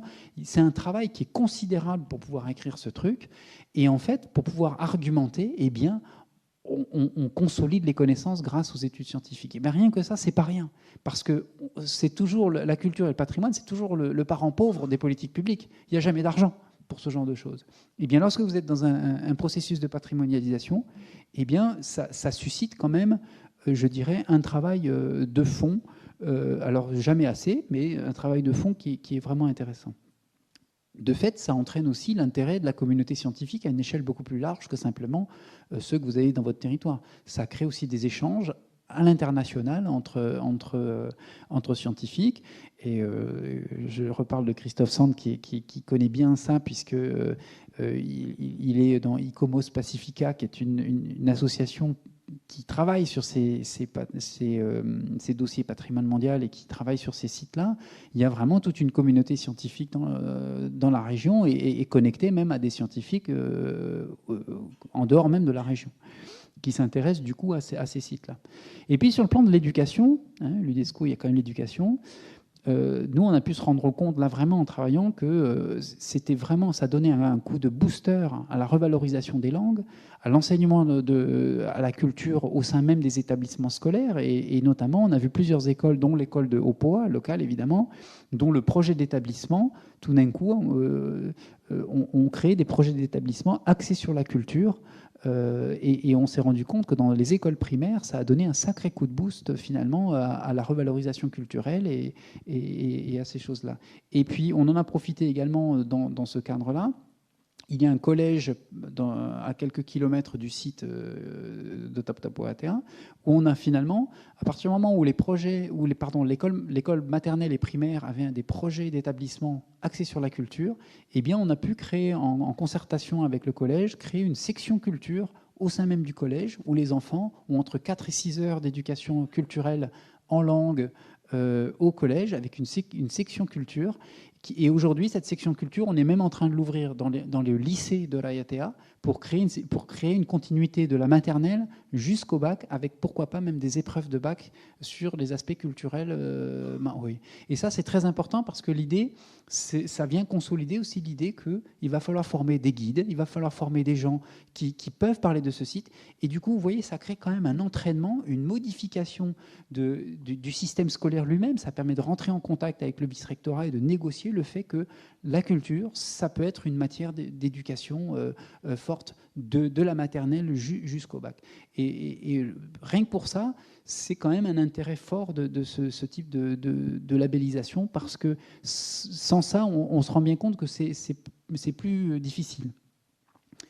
Je vous montre juste quelques images de ce qui se fait dans les écoles, ateliers de tressage, la musique, l'apprentissage des orero, c'est-à-dire les déclamations traditionnelles sur le site même du Marais, avec des expositions diverses, des tout petits jusqu'aux plus grands. Enfin voilà, il y a eu énormément de choses qui se sont faites autour de ce processus pendant 5 ans. Et on a bien vu l'impact que ça avait du point de vue de l'éducation et de la perception même de l'institution de l'éducation vis-à-vis de la culture.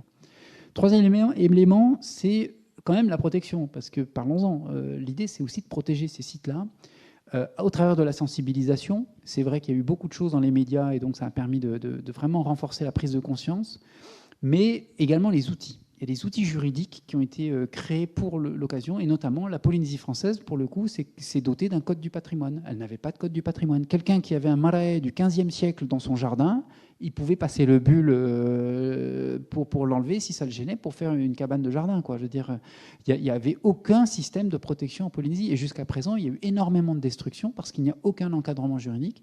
Il n'y a aucune loi qui dit qu'il faut protéger ces structures-là.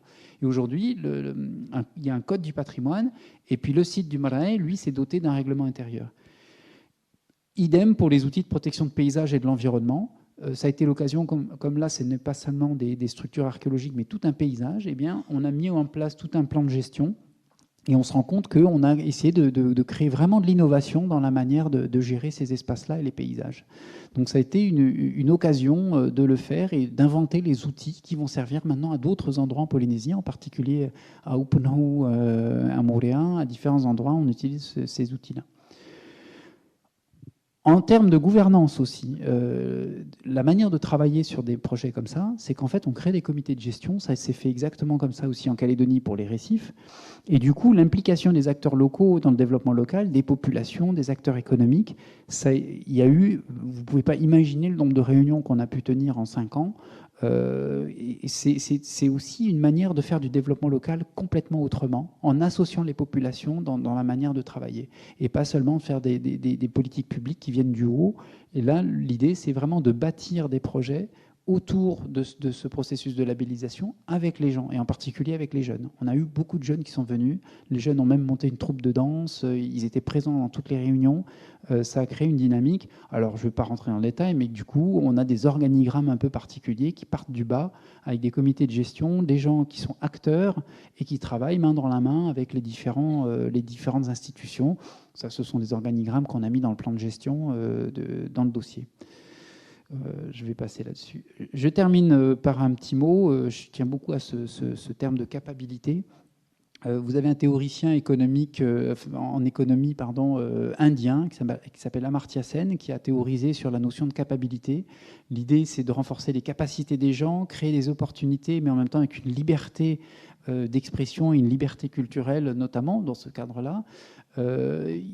Je pense vraiment que ces processus permettent de renforcer les capacités. Et ces capacités, ce sont les capacités pour créer du développement local. Ça permet aux gens de reprendre confiance en soi. Et dans des milieux colonisés, c'est loin d'être simple. Et on s'est rendu compte que les jeunes, notamment, qui pensaient qui étaient en échec scolaire, qui pensaient ne rien savoir, se sont rendus compte qu'en fait, ils avaient plein de savoir, ils savaient faire plein de choses. Et cette confiance en soi, ce type de processus, et le fait d'impliquer comme ça les gens, ça permet de reprendre confiance et ça permet vraiment de pousser des processus de développement local pris en charge par les gens eux-mêmes.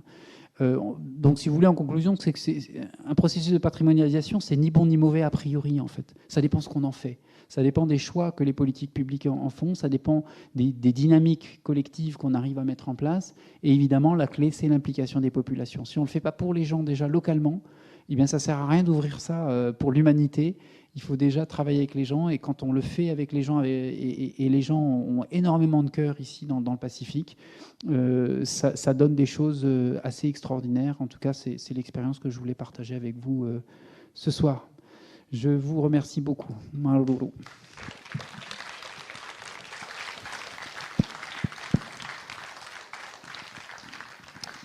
Merci Jean-Brice. Alors, comme je vous disais tout à l'heure, maintenant on peut passer au débat.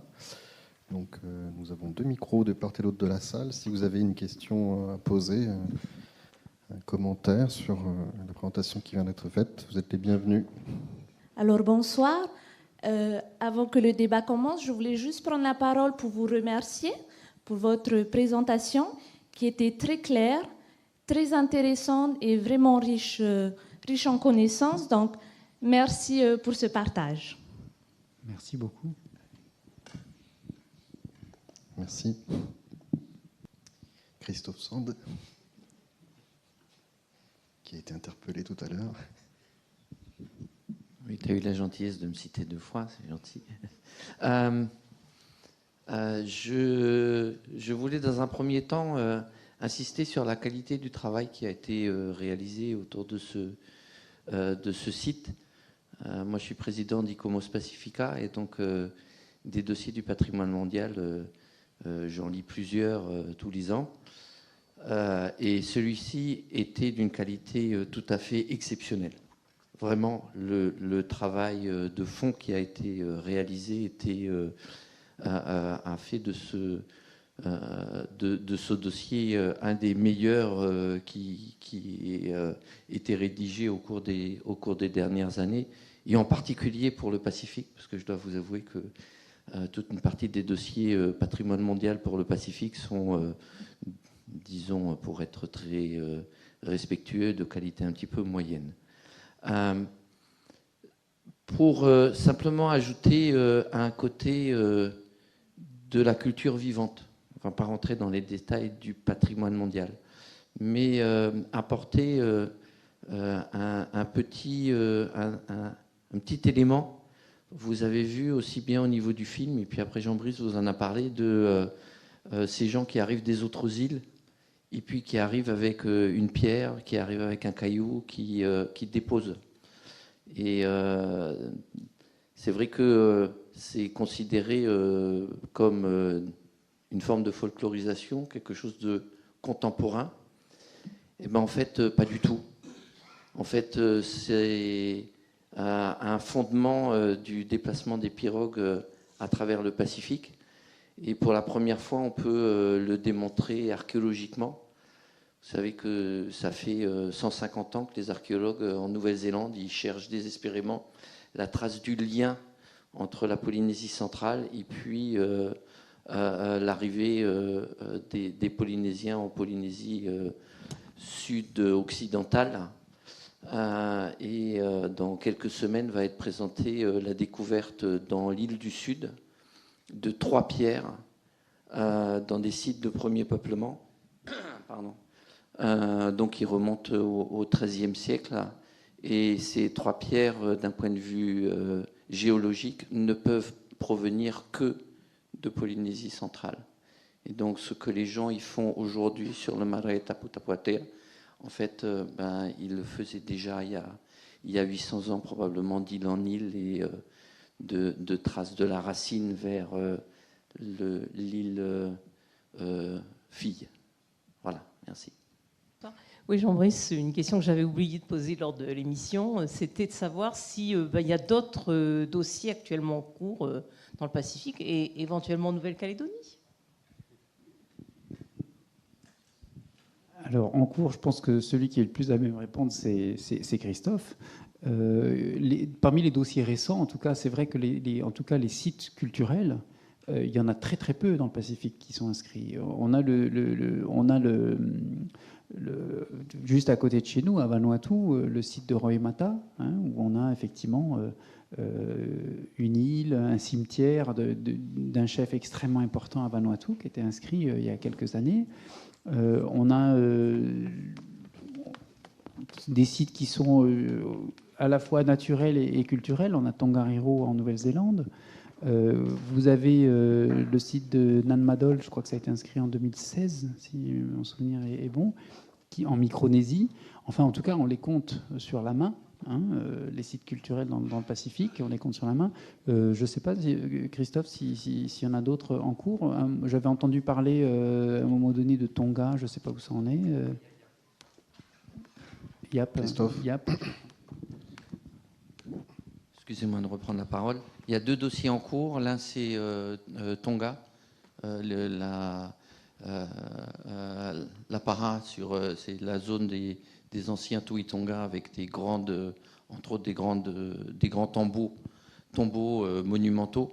Et l'autre dossier en cours, c'est les grandes pierres-monnaies de l'île de Yap, qui étaient fabriquées à 650 km à l'ouest sur l'île de Palau, et qui étaient transportées par pirogue avec certains des blocs qui pouvaient faire plusieurs tonnes. C'est les deux gros dossiers patrimoine culturel qui sont en cours pour le Pacifique en ce moment. Et puis, bien entendu, si j'en ai oublié un, le patrimoine français a accepté au mois d'avril le dossier île Marquise, et donc la Polynésie française est maintenant autorisée à entamer la rédaction de ce dossier patrimoine culturel aux îles Marquises qui traîne depuis... Il a commencé en 96. Voilà. C'est un dossier qui traîne depuis 1996. 22 ans pour l'instant, donc voyez.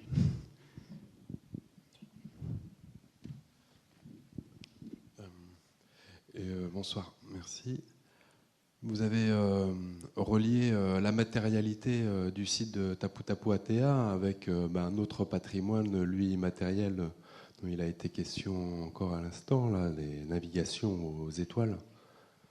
Est-ce que on peut relier un site à cette science, ces chemins des étoiles? Est-ce qu'il est question, d'ailleurs, aujourd'hui, à l'UNESCO, depuis un endroit du Pacifique, d'inscrire cette science de la mer et des étoiles à un patrimoine quelconque? Alors effectivement, d'abord ce qu'il faut dire, c'est qu'à l'UNESCO, il y a plusieurs manières d'inscrire des choses. On reconnaît aussi à l'UNESCO des biens immatériels, c'est-à-dire on a souvent entendu parler de la cuisine française ou ce genre de choses, où là effectivement, mais c'est une autre procédure, on est dans un autre cadre. Est-ce qu'il faut le relier forcément à des sites? Non, pas forcément. Nous, c'était le contraire. On a mobilisé la question des savoirs traditionnels, que ce soit les savoirs oraux encore existants ou que ce soit ces savoirs anciens. En tout cas, ce qui est certain, c'est que aujourd'hui, personne ne porte, si tu veux, de dossier pour, à ma connaissance, j'ai pas entendu parler de dossiers. Ceux qui seraient le plus à même de le faire, peut-être ce seraient les Hawaïens, puisqu'ils ont ce travail depuis les années 70 de renouveau culturel qui fait qu'ils sont un peu pionniers dans toute cette démarche, comme tu le sais bien d'ailleurs. En tout cas, il ne me semble pas qu'il y ait aujourd'hui velléité à inscrire cette connaissance-là au patrimoine immatériel de l'UNESCO. Est-ce qu'on pourrait le faire? Peut-être. Je pense que, en tout cas, c'est une idée à creuser. Maintenant, qui pourrait le porter? Je ne sais pas. Il faut quand même se rendre compte que ces connaissances-là, elles ont été très largement disparu. Lorsque les Hawaïens ont recommencé à naviguer, ils ont été chercher les derniers vieux ou les dernières personnes qui connaissaient des choses en Micronésie, je crois. Il me semble que c'est en Micronésie qu'ils sont allés chercher des gens qui leur ont appris à naviguer avec les étoiles, etc. Tout ce qu'on peut lire, en tout cas je vous ai montré tout à l'heure quelques hypothèses sur les conceptions, la manière de quadriller le ciel, la manière de le concevoir, etc. Pour l'instant, c'est difficile à prouver. Il y a une thèse de doctorat là, qu'on a utilisée d'ailleurs pour ces illustrations, faite par je ne me souviens plus son nom, en Polynésie française. Bon, j'essaierai de le retrouver tout à l'heure. Où son travail a été critiqué par la communauté scientifique en disant c'est beaucoup des hypothèses et il n'y a pas grand-chose de prouvé. Donc on a quand même encore une difficulté d'ordre scientifique pour étayer, je dirais, cette démarche.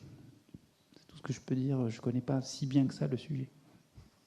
Juste là sur le processus de patrimonialisation là, de Tapu Tapu Atea à l'UNESCO, vous parliez tout à l'heure là de cette campagne, on va dire, où les pays aussi de la région sont venus soutenir la Polynésie française pour que le site puisse être inscrit. Est-ce que c'est une compétition? Vous parliez là du championnat du monde. Est-ce que du coup, quels étaient les autres sites d'ailleurs qui pouvaient, avec lesquels Tapu Tapu Atea a été du coup en concurrence à ce moment-là?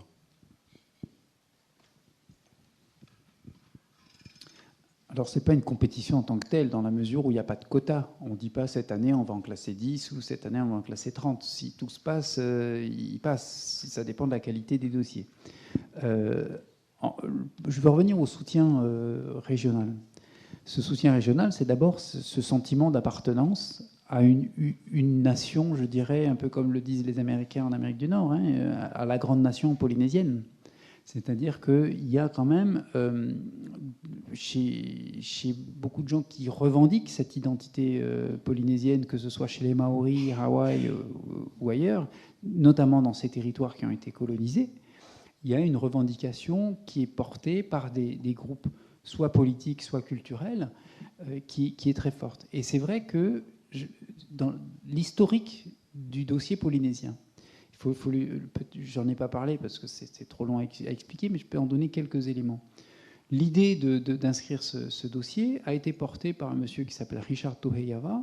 Richard Toheyava, qui a été d'ailleurs les dernières années sénateur de la Polynésie, qui représentait la Polynésie au Sénat en France, il a été sénateur, fait partie d'un groupe indépendantiste, d'un mouvement politique indépendantiste. Et c'est le premier qui a essayé de mettre ça en chantier au début des années 2000. Tout ça relayé par une association locale à Opoa, sur place, parce qu'il avait des liens de famille avec des gens là-bas. Donc pendant plusieurs années, ça a été d'abord porté par des indépendantistes et par des associations locales, culturelles. Et l'idée première de ces groupes-là, c'était d'essayer d'échapper à la procédure via la France et essayer de se dire on va essayer d'inscrire Tapu Tapu Atea en tant que bien en série transnationale. Alors c'était de dire on va inventorier tous les Tapu Tapu Atea, les Kapu Kapu Akea qui est dans le Pacifique. Il faut savoir que le grand marais royal de la royauté des îles Cook s'appelle Tapu Tapu Atea, il y en a plusieurs. C'est dit on va dire Tapu Tapu Atea, en fait c'est pas un seul marais mais c'est un réseau. Et on va demander l'inscription au patrimoine mondial à plusieurs pays et ensemble avec les différentes nations, entre guillemets, polynésiennes, avec les Maoris, avec les Hawaïens. Au départ, il y a eu ce travail-là. Et pendant plusieurs années, il y a eu ce travail de Richard Toheyava de connexion, de lien, de discussion avec un certain nombre d'acteurs pour porter une inscription au patrimoine mondial, pas en tant que bien français, comme je vous le disais, mais en tant qu'un bien transnational appartenant aux Polynésiens et porté par plusieurs pays à la fois. Et l'idée, c'était de présenter cette démarche-là portée par les îles Cook, qui est un État associé de la Nouvelle-Zélande. Et au final, donc, en tout cas, moi, la commande, au départ, je devais faire ce travail. Et on s'est assez rapidement rendu compte, notamment lors d'un atelier de l'UNESCO qui s'est déroulé aux îles Cook, on s'est vite rendu compte que c'était politiquement extrêmement compliqué et que c'était semé d'embûches. D'abord, on avait les États-Unis qui venaient de raccrocher à l'UNESCO parce que l'UNESCO avait reconnu les Palestiniens presque comme un État, et donc les États-Unis ont coupé 80% du financement de l'UNESCO. Donc on avait les États-Unis qui n'étaient pas vraiment derrière. On avait un certain nombre je vais passer le détail, mais en tout cas, cette idée de pouvoir l'inscrire ensemble, c'était déjà quelque chose de porté dès le départ.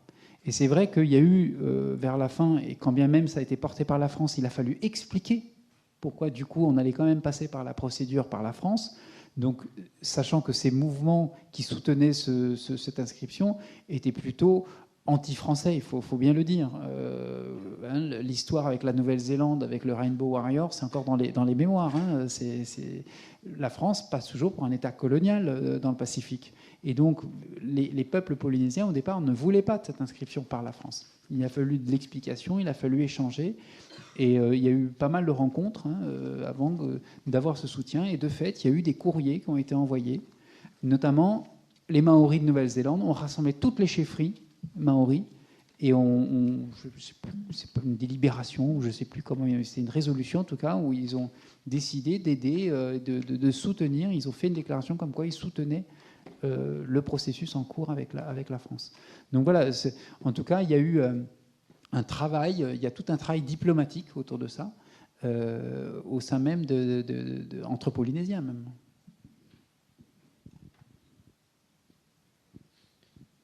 Y a-t-il une dernière question dans la salle? Bon, dans ce cas, il ne me reste plus qu'à te renouveler mes remerciements, Jean-Brice, pour ta présentation de ce soir.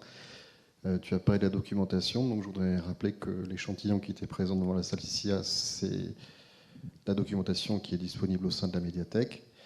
Alors qu'on est ouvert du mardi au dimanche, de 9h à 17h, donc il y a sur ce sujet et bien d'autres sujets, beaucoup de documentation.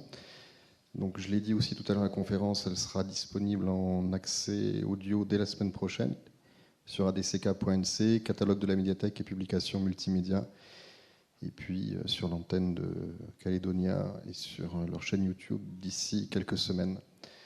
Pour ce qui nous concerne, on a une autre conférence de prévue, donc d'ici 2 semaines, avec les personnes du département Recherche Patrimoine du Centre culturel, Emmanuel Chibaou, Yvon Kona. Il sera question de la régulation des conflits. Donc vous y êtes les bienvenus. Merci à vous pour votre présence ce soir et à bientôt. Merci beaucoup.